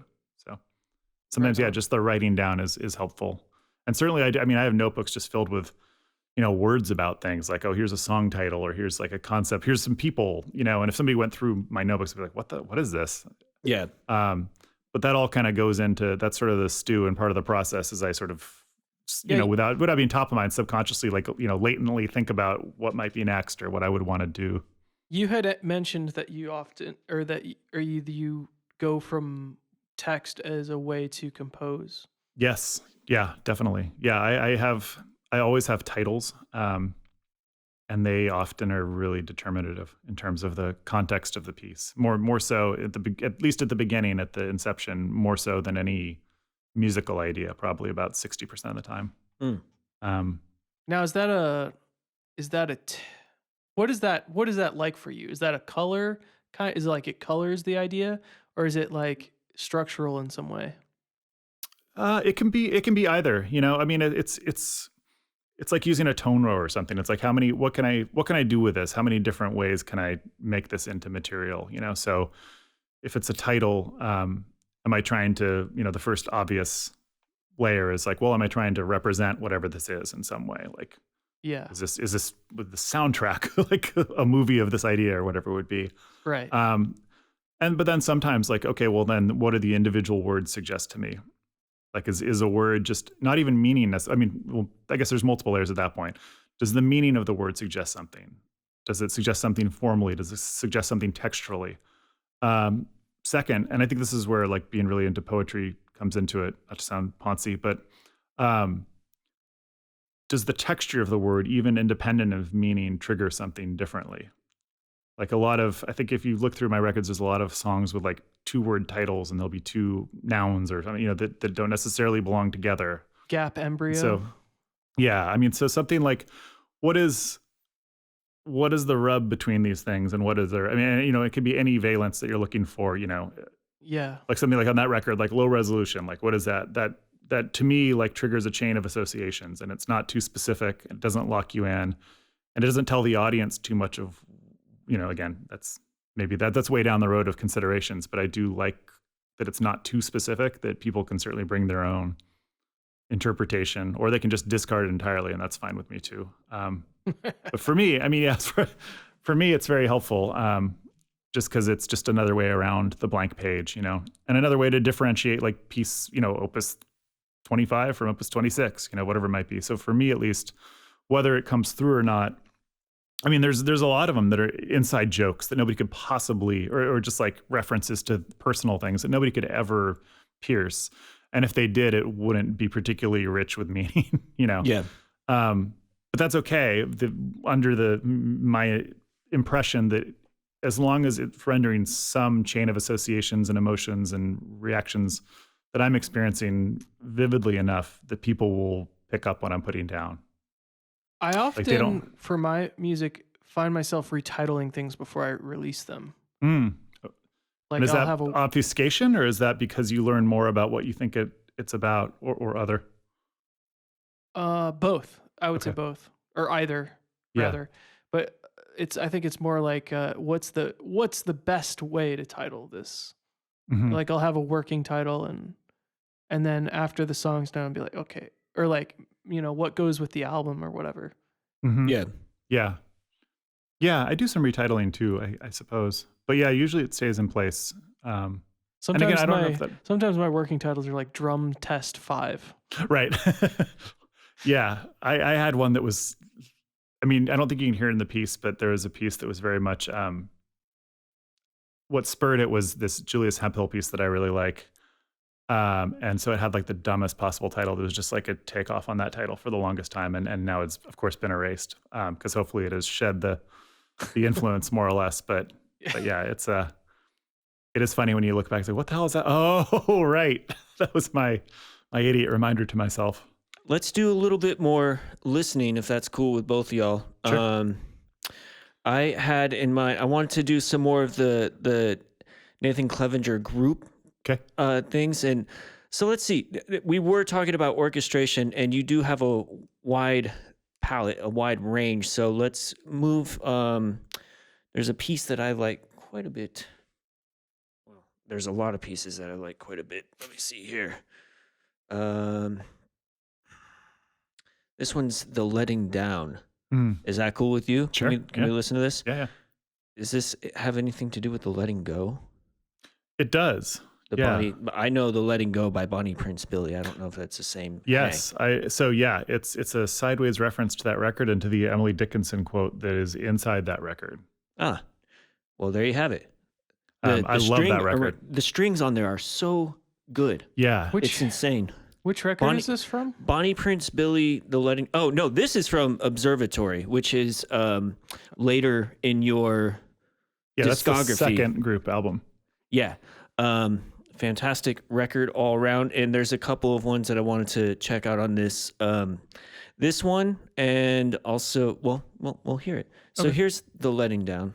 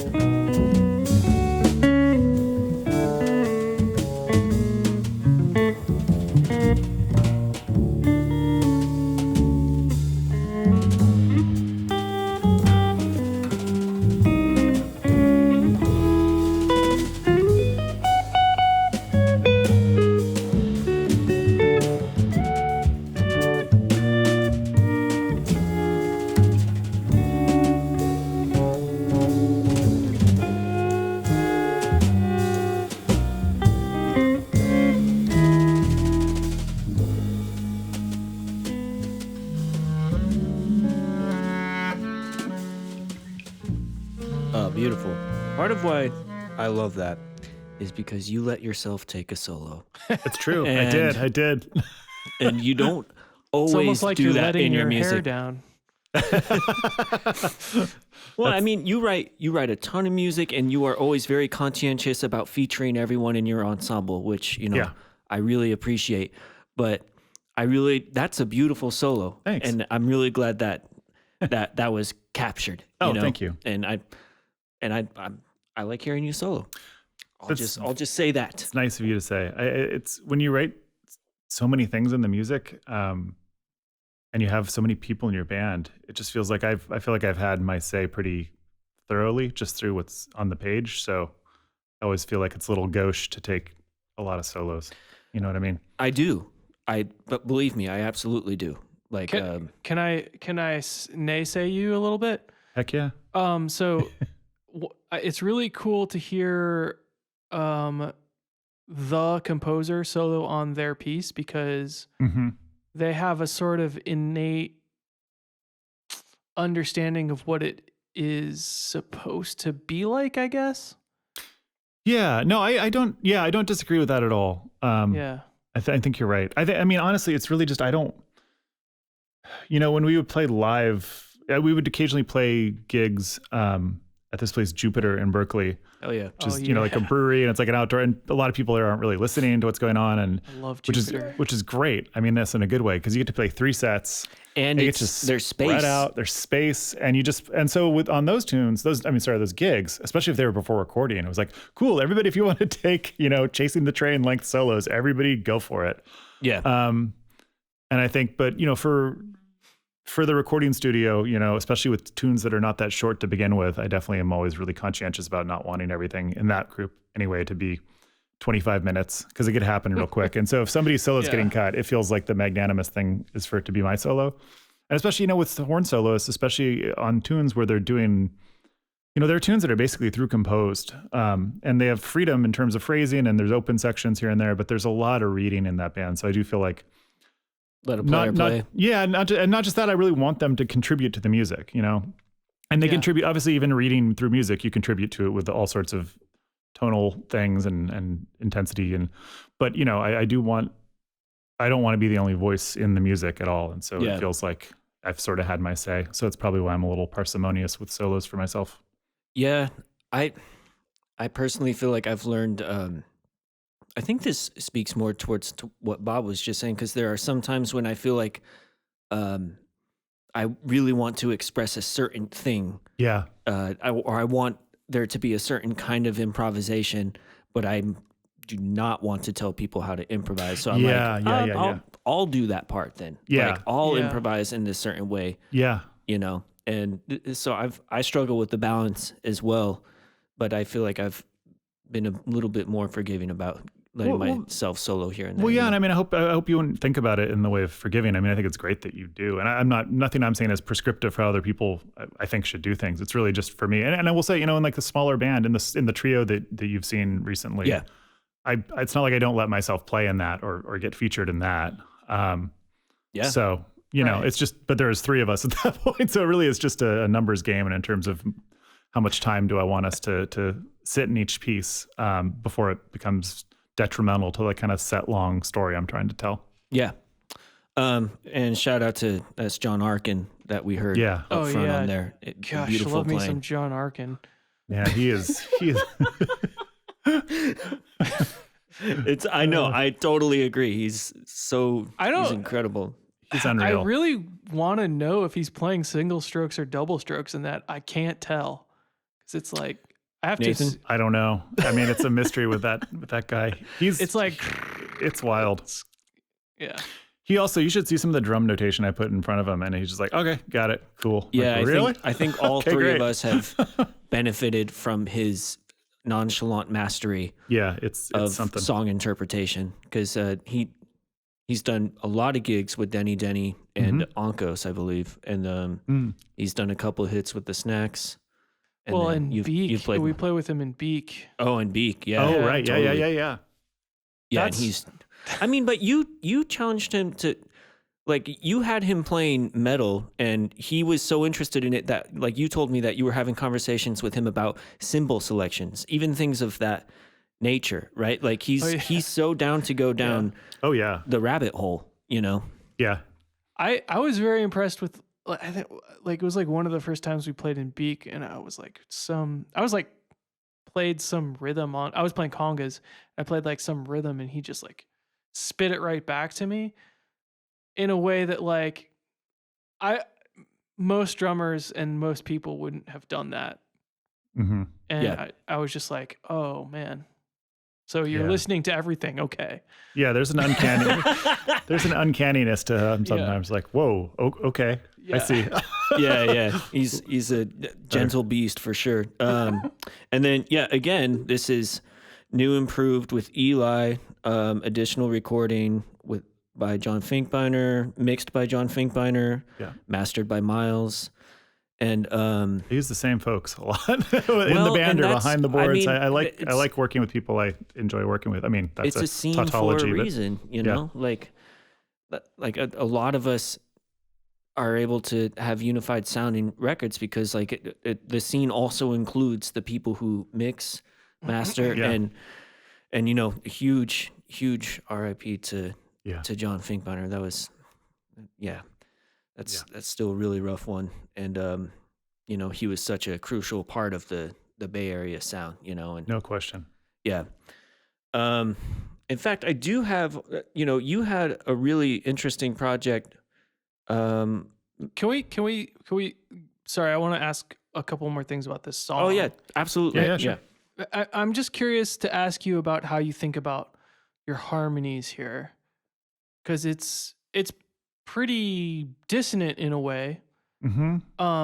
And I know we talked about Mingus before, but like, what is the way that you're thinking about it? Like, do you have chords that you're pulling melodies out of, or do you have melodies that you're assigning chords to?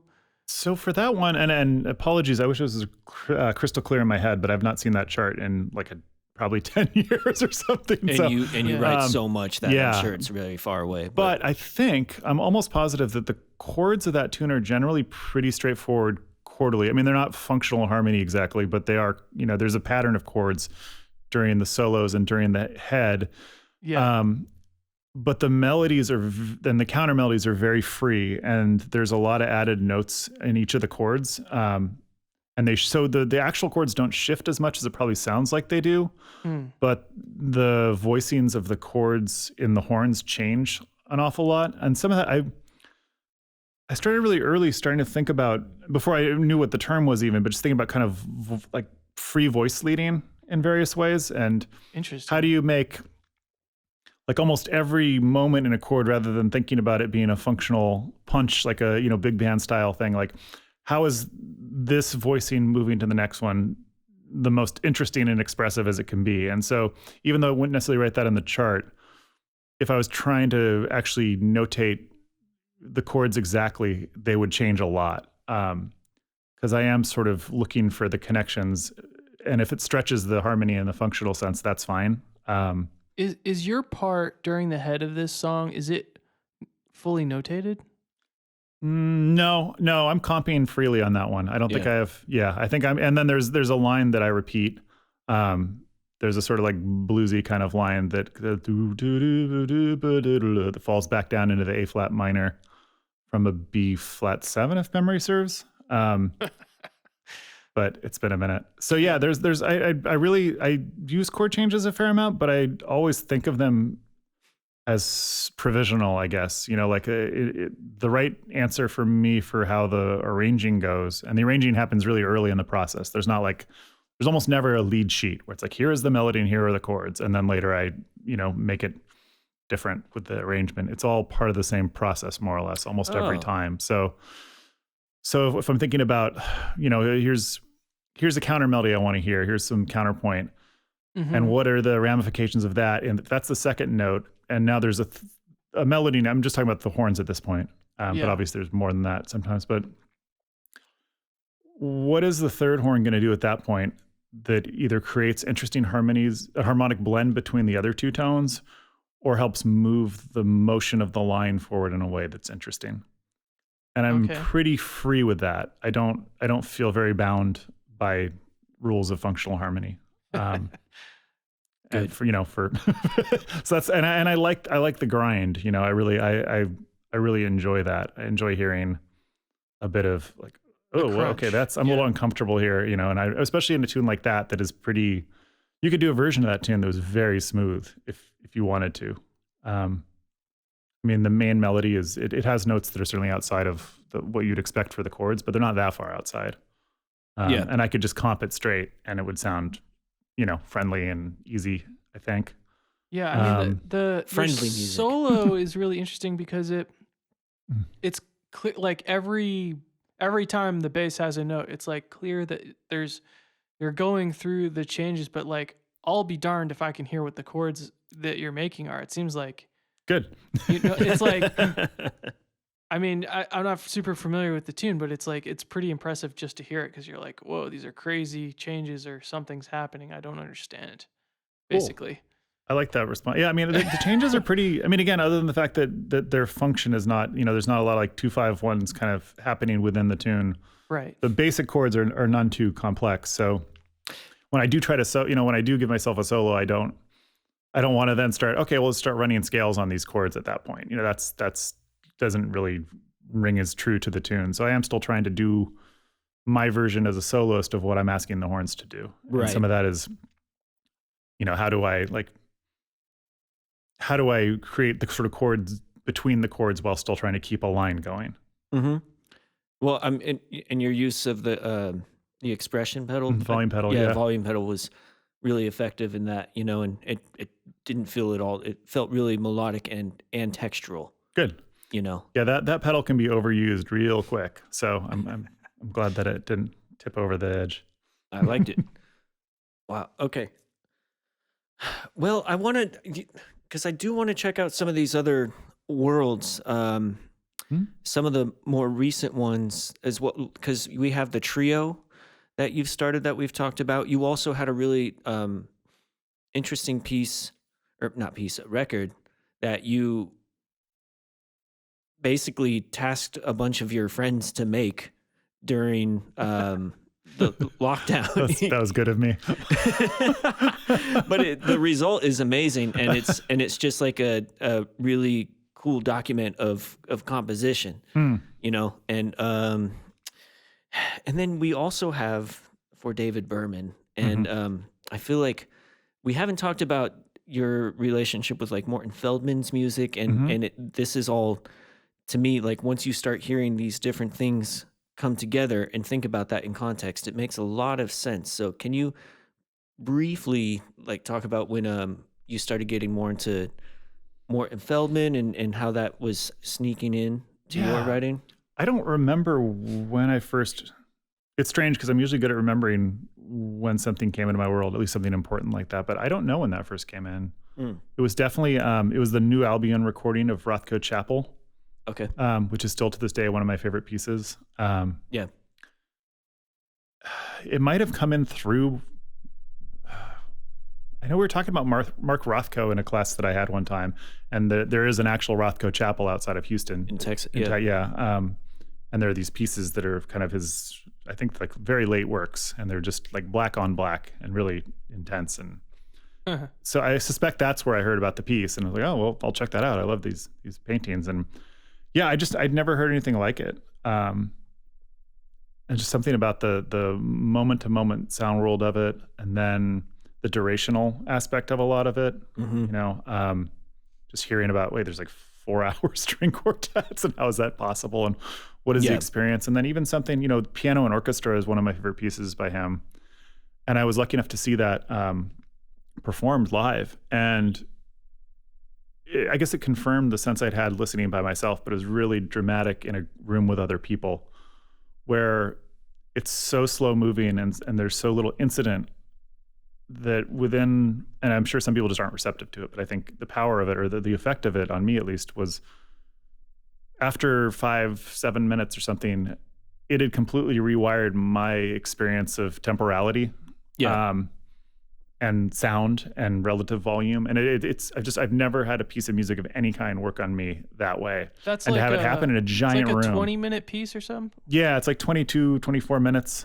And piano and orchestra is hilarious if you consider like the history of piano with orchestra pieces, because the piano is very minimalist in the piece, and watching it live is almost perverse. But it's incredible. And there's something about that. There's something about music that can alter, it's the way they talk about like time dilation in dreams or something, but this is happening too in a concert hall, with other people. And it's nuts. That's a really good way to describe Morton Feldman, I think. the experience of moment to moment time is altered. Yeah, and I think it's a very slow. I mean, in some ways, again, not to compare at all, but I think, and this is more, I guess, maybe the confirmation kind of thing versus influence, because I came to him relatively later when I already had some of these ideas going. But the way he moves between harmonies feels very much like a slow version of what I'm talking about or what I'm aiming for, where it's like the harmonies are moving in a way that each part has an integrity if it's working well, and Yes. they're not performing a functional role. It's not overly determined. It's sort of like standing outside of that and saying each one justifies itself based on its own character. And then perhaps to whatever degree you're willing to grant that or not, like, was it paid for by the last one, and will it lead to the next one? And how does that work? And I think that's by leaving it so open to interpretation or even just definition, it really lets you into this music that I think people think is very forbidding, but I find very like just endlessly fascinating and welcoming in that way. Yeah. Just want to live in the environment of it, I think. Yes. And Feldman is all about just creating that. I mean, and the release at the end of Rothko Chapel it's a very unique and beautiful moment in music. Yeah, or like, and like Viola in My Life, there's a point of line and you're like, oh, yeah. Like it feels so, like the way that hits you is so different from how it would have if it hadn't been prepared by that. Yeah, There's absolutely. a monolith in front of it, you know? Yeah. And then this tiny, beautiful flower behind it. Yeah. Yeah. He also, I will say, and this is much more basic, but he also just seems to really like the instruments I like. You know what I mean? Like mallet percussion, piano, clarinets. I mean, I feel like I definitely have tones that I'm really interested in. Or the way he uses voice. I mean, I've never written for voice in that way at all, but the way he uses voice in Rothko Chapel, it's just the viola. I mean, it's just, I don't know. It just hits me. You know, Coptic Light. I think that's my favorite one. That's a great one. Favorite. Yeah, there's like I think it's New World Symphony or something version of that I have that is also with piano and orchestra. Yeah, it's like that's really nice. That one's just like, it's like you're lying on the beach listening to the waves, kind of. Yeah. He's also just, I mean, talk about words. I mean, the collection of his essays. Give my regards to 8th Street is amazing. Is amazing. That's one of my favorite books, music books. Yeah, and me also too. just one of my favorite books of writings in general. It's amazing. Yeah. Are all books of writings? No, I think you know what I mean. Like a collection of essays. But all writing is not books. But all books are writing. Yeah, but let's listen. I don't know. Can we check out some of this violent light? Yeah, because sure. this piece really struck me, and I feel like this is also, just demonstrating different parts of your palette. You know, like this one came from a direct experience that you told me about. But even as a listener before I knew that, like I immediately asked you, I was like, what was that? You know, and you kind of gave me a glimpse. But let's listen. And I love, come on, people. Are you going to go to a specific part of it, or are you just going to? I'm going to dive in. Okay. Unless you have any. No, I think it's long. Is all. Yeah. It is long. But let's start from the top. Totally cool. Okay.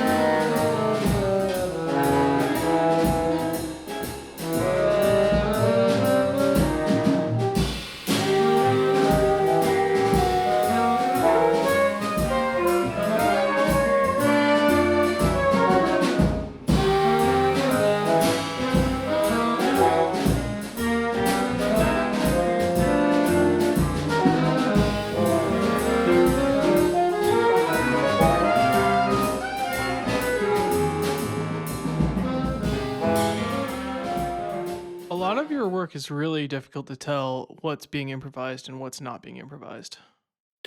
Yeah, I think that's by design, or that's also a lot of the music I like. So I'm sure that's not accidental. Yeah. But yeah, It's good. Well, with that one specifically, first of all, that band is crazy. I mean, you have Beth Shank, Casey Knudsen, and Corey Wright all right next to each other, and pretty good horn section. yeah, good. My word. That was the first gig we played with Beth, actually. I love playing. She's amazing. She's awesome. And Casey was on tenor the whole night, right? She played tenor on 2 pieces. Well, it was so violently shocking for me to see her play a tenor that I just assumed that was the entire night. But anyway. She played tenor when I first met her quite a bit, and then she stopped for a long time. And then she made the mistake of telling me that she might want to play more tenor. And so people in my band know not to tell me they might have other instruments that they could bring, because before you know it, you'll be asked to do different things. So yeah. And with Beth, I mean, we actually, by the next gig, by the one at SF Music Day, we had everything just for 2 altos. Oh, interesting. That's it was different. It wasn't all the same music, but yeah, I took advantage of that one to have a little tenor, since it was the first time I had 2 altos. But in the beginning of that one, even if that wasn't notated, and I don't know, like Bob said, I don't know if that was notated or not, it still achieved this sense of like really moving along, and you create, or not really moving along, but moving along slowly, and you create like a really stark sound world. So was that through instructions, or was that through notes, or a range of notes, and then some people improvise, or how was that happening? It's a little bit of both. Corey, who's playing the bass clarinet, has a line that is fairly long, but it has pauses, and it's kind of rubato, so it's not strict. But Lisa and myself, I think Casey's in there too a little bit. I forget who else is playing at that moment. We have that line to look at, and we're kind of harmonizing it and playing against it. Wow. Okay. And moving, so the harmony that I'm doing and that Lisa's doing is improvised based on that line. Okay. Did people know anything about, did you give any instruction about intention of the feeling? I did, yeah. For that one, I gave a lot more than I usually do, just because, as I mentioned, it's much more of a literal narrative. Yeah. And so I thought it'd be helpful for people to know. The song, if I didn't mention, is called Violent Light. I don't think it's available at this point. That was the first time we'd ever played it. Yeah, that's awesome. So. That's another characteristic of yours. I believe at most gigs you'll be playing at least one brand new. Always at least 50%. Unless we're about to record or something. Wow. So, which is, I think, both loved and hated by people in the band. We're rehearsing for SF Music Day, and we were kind of tight for time. And Lisa said, we could play a song we know. Like, that's crazy talk. Pish posh. But again, I think I wouldn't, I wouldn't go too far out on this particular limb, but I do think that there is a bit of I'm excited for what happens when we're not quite there with it. You know what I mean? Yeah. For the sort of sparks and a lot of music I don't react to well. And it's good. There's a lot of good music, especially in the jazz world, where it's just so expertly attended to that it's sort of inert and lifeless to me. It's just so like, it's like, I don't know. It's like just elegant and dead, And so I try to, I don't want that, and obviously you don't want people to be uncomfortable either in the ensemble. So it's a balancing act, but I think especially, it's part of why it's good to work with, for me at least, it's good to work with the same people for years. I mean, I've been playing with Casey for ages. Yeah. And Corey for a long time, and Arkin for a really long time at this point. And, just developing that sort of trust and shorthand, because a lot of stuff that we do doesn't sound great at first rehearsal. And so, if you didn't know the person at all, you'd be like, Jesus, what have I gotten myself into, and how can I escape? And they might still think that occasionally, but I think that I've banked enough, trust with them at this point. And they also just, they know how it works, broadly speaking. And I know how I write with them in mind for quite a while now. So hopefully that helps. They know the process. Yeah. Yeah. Yeah. And, it helps that they're all amazing musicians, of course. It's unreal how quickly you get off the page to, like to the point where you're actually having the more fine-tuned discussions about what is this supposed to feel like and what is this about. And the quickness with which they can assimilate whatever I put on the page is kind of astounding to this day. That's excellent. Yeah. Well, got the heavies, as they say. Yeah, it helps. Yeah. It helps a lot. But yeah, and so that first section, I think the only written thing in the first section there is Corey's line. But they have a sense of what they're working towards in terms of when that next sort of sickly swinging section comes in. Yeah.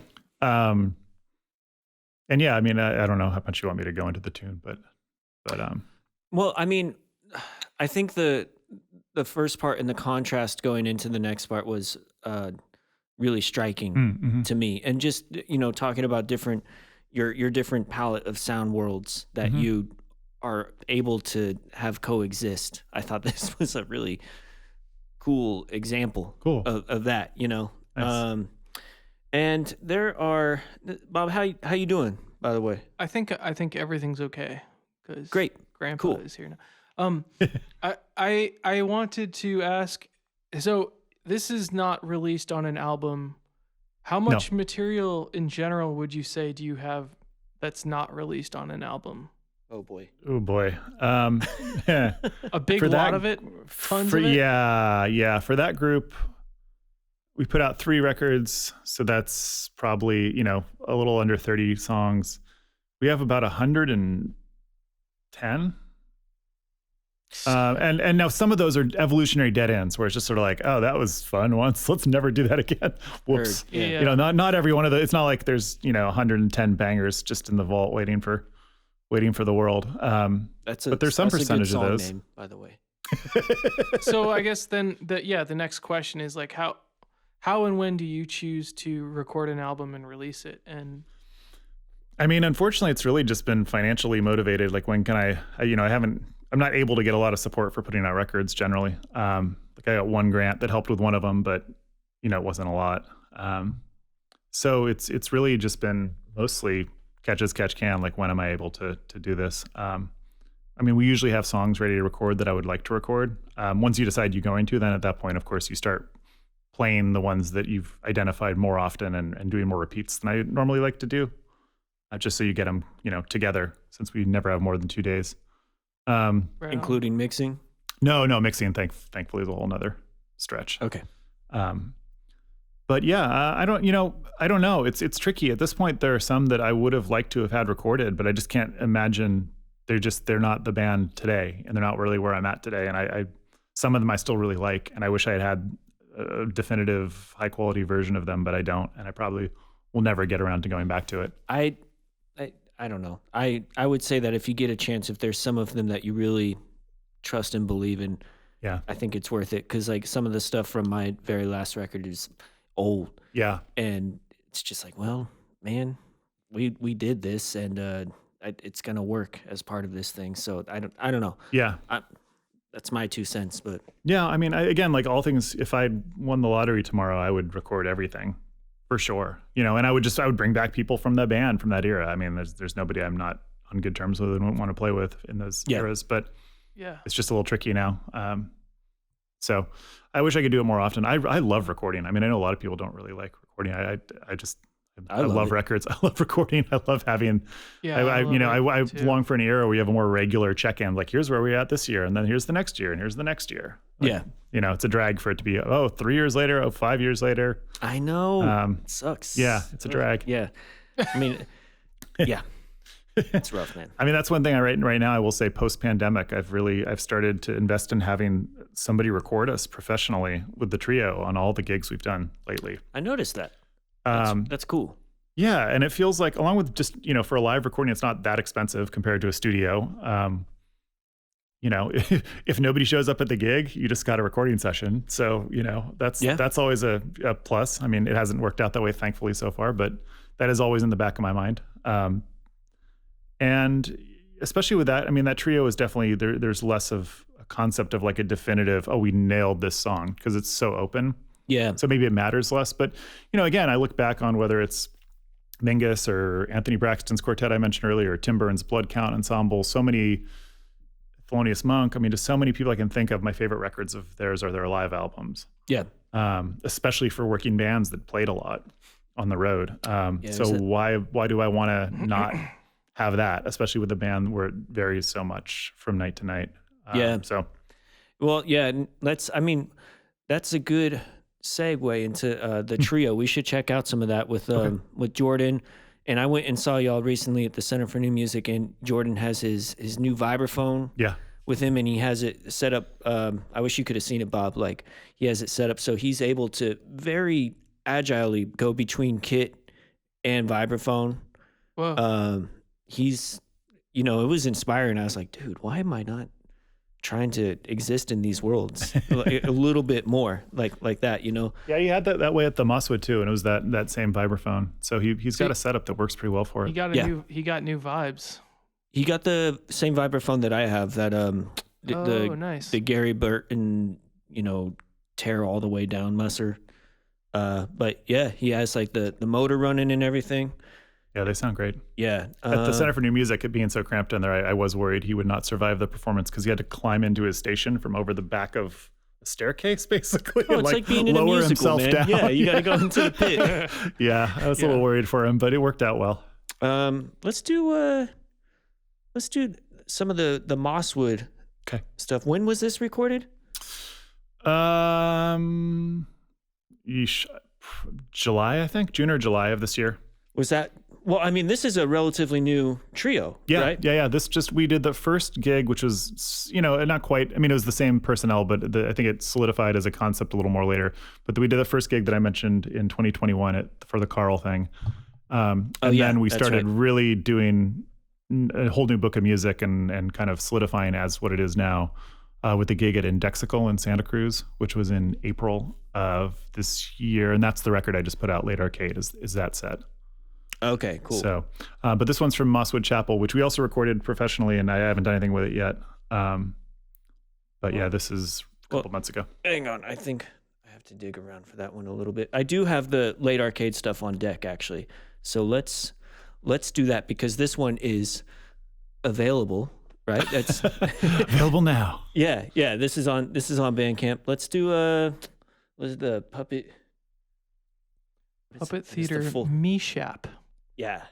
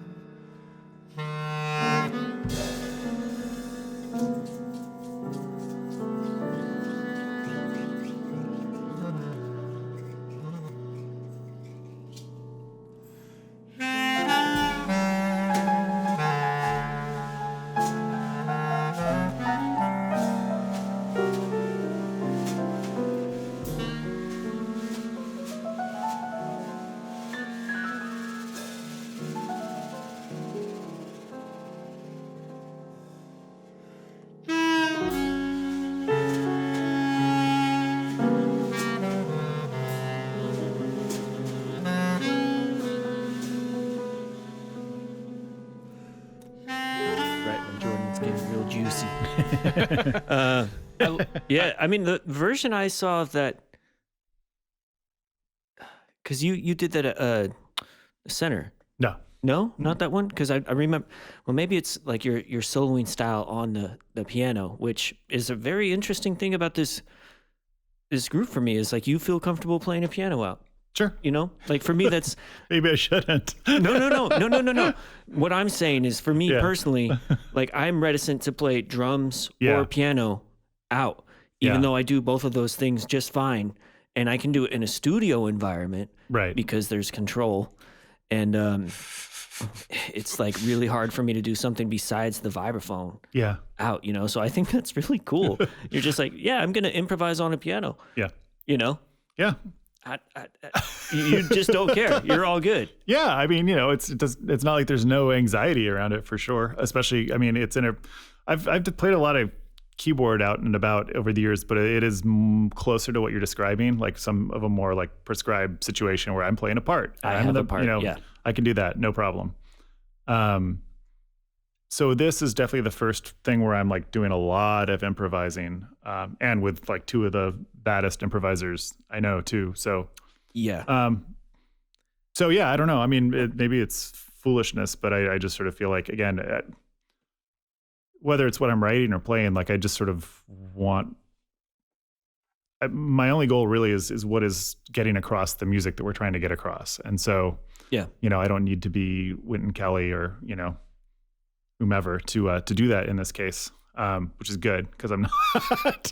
Also, He's awesome. Wynton Kelly in this context would be kind of hilarious. It would be. I mean, I'd be up for hearing it.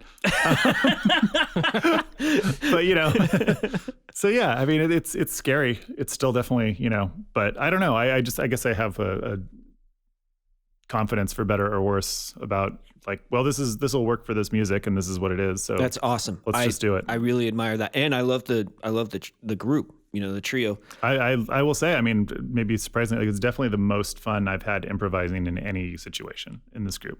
Oh, Unquestionably, I love playing in this situation with these two, and with, you know, at the gig that you saw the other night at SF Center for Music, we did a set with the trio, and then a set with Casey and with Crystal Pascucci on the second set, and that was wildly fun. yeah, that was awesome. So yeah, I don't know, there's something about it. It's really enjoyable. So Yeah, and in that particular piece, obviously it started with that motive, and then it sounded like you all went into a world from that, and then Corey played a call to pull you out for a minute. correct. Yeah, exactly. Okay. Yeah. There's a phrase that Corey plays, an ascending phrase, and then there's a call and a response of the sort of descending chord pattern that I play in vaguely barrelhousey, broken barrelhousey kind of style.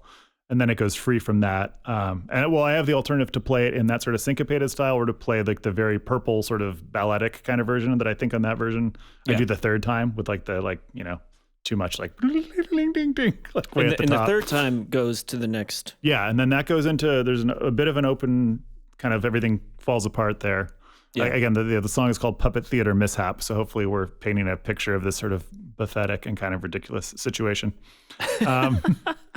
And yeah, the next section, there's that ballad that we faded out on. There's a sort of ballad section that's written, but very rubato and with very dense and troubled harmonies. Are those improvised harmonies? No. Okay. I mean, there's improvising around them for sure. But yeah, no, those harmonies are written and Corey's part's written. And then from there, I think there's a drum solo after that. And then it goes into the really up tempo thing at the end, which is fully written, which is this sort of mixed meter thing. On the Mosswood, you have like a 4-minute version. Yeah, of this. we were running out of time. I want to hear that as a contrast. Oh yeah, that'll get us to the sort of rambunctious ending quickly. Yeah, I looked at the time and realized we were really pressing our luck, so we did the opening and the ending basically, and you know, it was actually really fun to do it that way. Interesting. All right, this isn't. Hey Bob, I'm going to send you this link. It's a private stream, but for some reason my things aren't going so well for me right now. I'm sorry Come to the right that. place.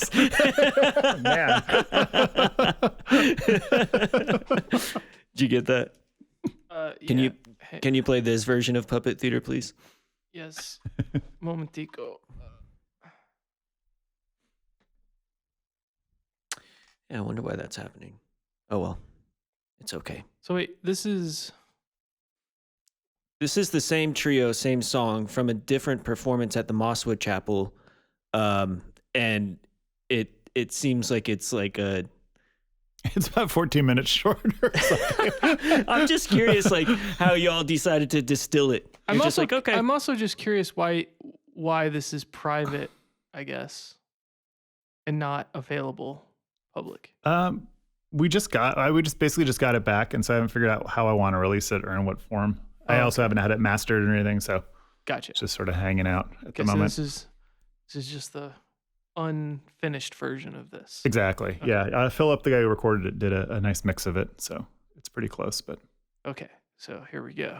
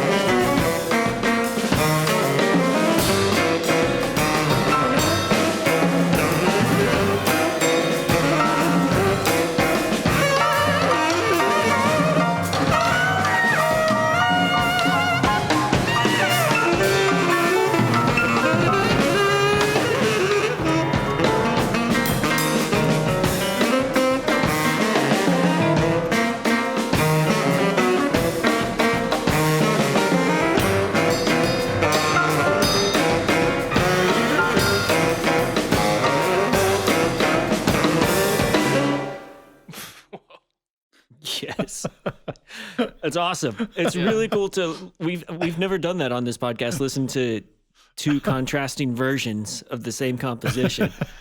That's really fun. Yeah, it's I mean, it's kind of designed to be pretty variable music. So in some ways, that's part of the deal. I mean, the versions vary quite a bit, but there's also just the pure fact that we were pressed for time. It's like, how much can we fit in 4 minutes? Okay.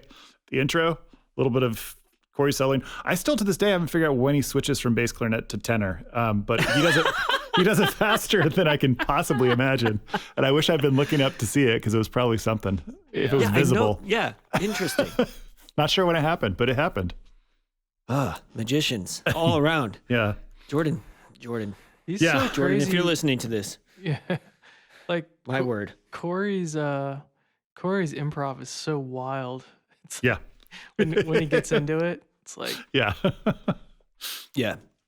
Yeah, it's very fun, especially I mean, there in that tune, there's the phrase in the end, we kind of have to pick it up together somehow out of chaos, and it's always very challenging to. But you just have to hear it. Was that one of the ones where you like?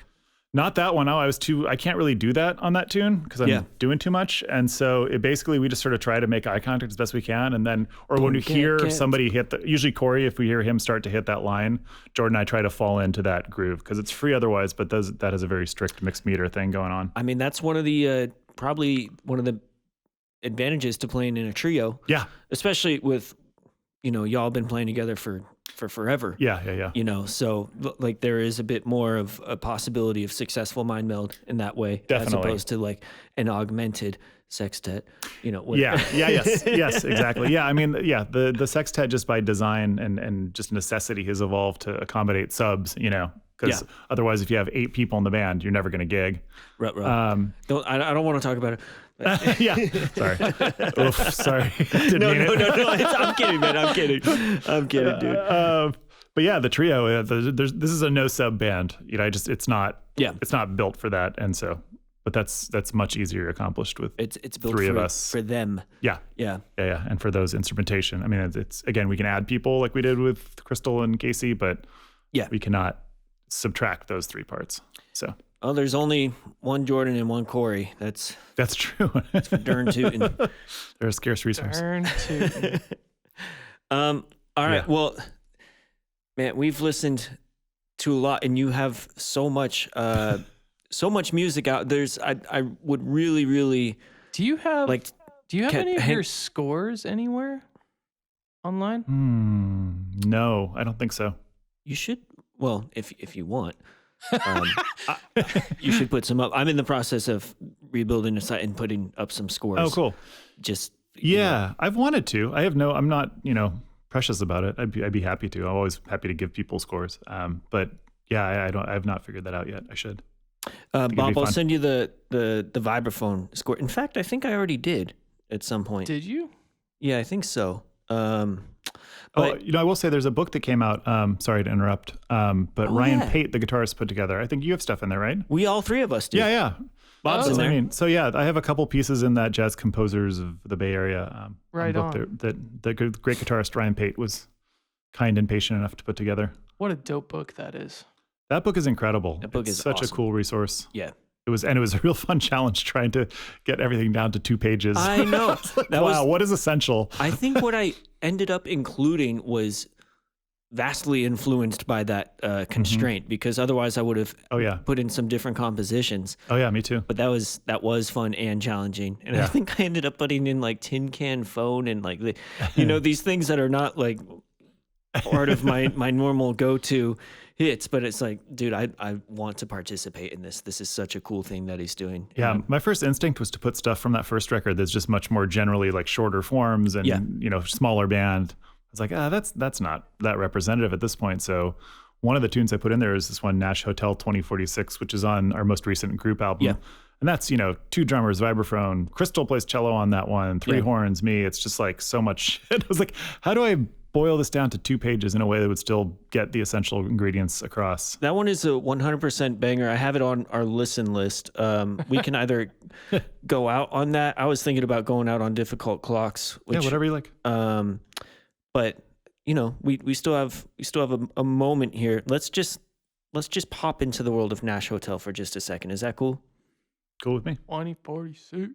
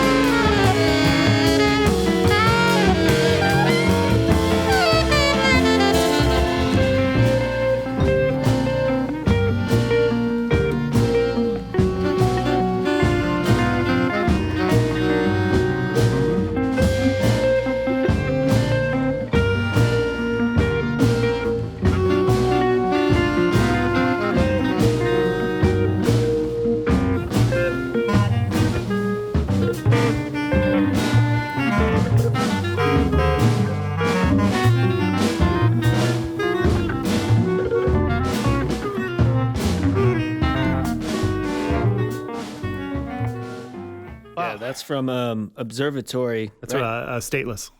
That's Stateless. Oh, sorry, my bad. And that's a recent one on Slow and Say. Yeah, that's right. Okay, yeah, my apologies. Sorry. But yeah, Casey just. Oh my goodness. Yeah. Gracious. Wait, that was from Stateless? Yeah. You just heard? Okay, because it's on the other album too, right? Or am I? No, that's the only studio one anyway. Yeah. Well, okay. So I was looking at Rendon Hall. Oh yeah, that's a live thing. Yeah, yeah. Sorry, man. And then was that also here? Where did y'all record that one? That was at New Improved, and John Finkbeiner engineered and mixed that one. Yeah. And that was with both Jason Levis and John Arkin on drum sets, and Lisa Mezzacapa on bass. Corey Wright is playing clarinet, and Casey's playing alto, and Rachel Condry is playing bass clarinet. And then Crystal plays cello, but I think right at the part after we came in. Yeah. And I was playing guitar and then harmonium and B3 on some of that. Oh, cool. So it's a very good sounding record. I mean, it's, thank you, first of all. But second of all, I mean, that's all John. I mean, I basically tasked him with this giant ensemble in new and improved recording. And it's like, I don't know how we're going to do this. We're going to play live though. So it was something. I don't know how he made it work so well. I really don't. The only person who wasn't in, so Lisa was in the bass closet and Tim on vibes. I'm sorry, I didn't mention Tim DeSillis on vibes on that too. Yeah. And Guerrero. He was in the kind of hallway into the control room so he could see us through the glass. But other than that, we were just all in the same room. So. Okay. Because when I've done large recording ensembles, mainly with Rent in there, I've been in the main room usually. Yeah. That's interesting. That's cool. It was cool. It worked really well. I really didn't know. We had to do a lot of pre-planning to make it work because, Jason had his gongs too. So it was just we were taking up a lot of space. And Jason brought his gongs. I mean, I begged him to. So time Jason shows up, there's going to be at least 3 gongs. Yeah. Stateless and, Slow and Steady. Shout out to them. They've been doing a lot to try to bolster up what people are writing and making in the Bay Area. So that's very cool. And I would, I want to wrap here a little bit, but I would highly encourage people to listen to I Had a Dream About Amnesia. I think that's like such a special record, and I think we will go out one of the tunes from there. It was a great project where you were writing for specific people at a time when we were all separate, and you still managed to make like a really beautiful and special record at the time. Yeah. It was very, very cool. And, is there anything that you feel like that you really want to get to that we didn't get to cover? No, not until I take my heel turn into poor musical notation evangelism. I think we're good. That's not going to happen on this podcast. Exactly. When I'm wild-eyed and when you do your TED Talk. Talk. The only way to learn. Oh, yeah. Okay. Yes. I was like, wait, what? I forgot that we've already established your future. Right. Okay, cool. Thanks for that, by the way. Hey, I'm glad I came. I'm here. No, I think we covered it. Thank you guys. It was really a pleasure to speak with you both. Yeah. And I'm endlessly fascinated by, just the output and the way that you're able to be detail oriented and lush and free and raw all at the same time, so it's really great to talk to you about it and get more of a glimpse into the world. Thank you. I really appreciate you being here. Yeah, My pleasure. man, thank you. Yeah, thank you. Cool. So I think, how do you feel about as a tribute, big love to John Finkbeiner? I think we might go out actually on Quickness. Yeah, that'd be great. Okay, I love John Finkbeiner forever, and they're playing, both of their playing. Lisa Metzicappa and John Finkbeiner's playing on this track is awesome. Yeah, they really worked it. It's not easy. You can even hear it too, like the way she counts in. Like, she has that really, she's intense when she's counting in, and she's like really focused and about to slay something. Yep. You can hear her on the counting. Like y'all will hear it in just a second, but then they just proceed to tear it a new one. It's amazing, man. Yeah. So yeah, dig this. Definitely go to nathanclevenger.bandcamp.com/music. And you can be found on Instagram, Instagram, NS Clevenger. Are there any other places that you would like to steer people? Nope, that's great. What's your address, your phone number, and your email, and your social? No. Okay, cool. So yeah, check out Nathan at, on Bandcamp. We always try to steer people towards there. Bandcamp's the best. Yeah, Bandcamp is the best. And thank you again. This was awesome and super fun. Yeah, likewise. Thanks, gents. All right, cheers, bro. Cheers.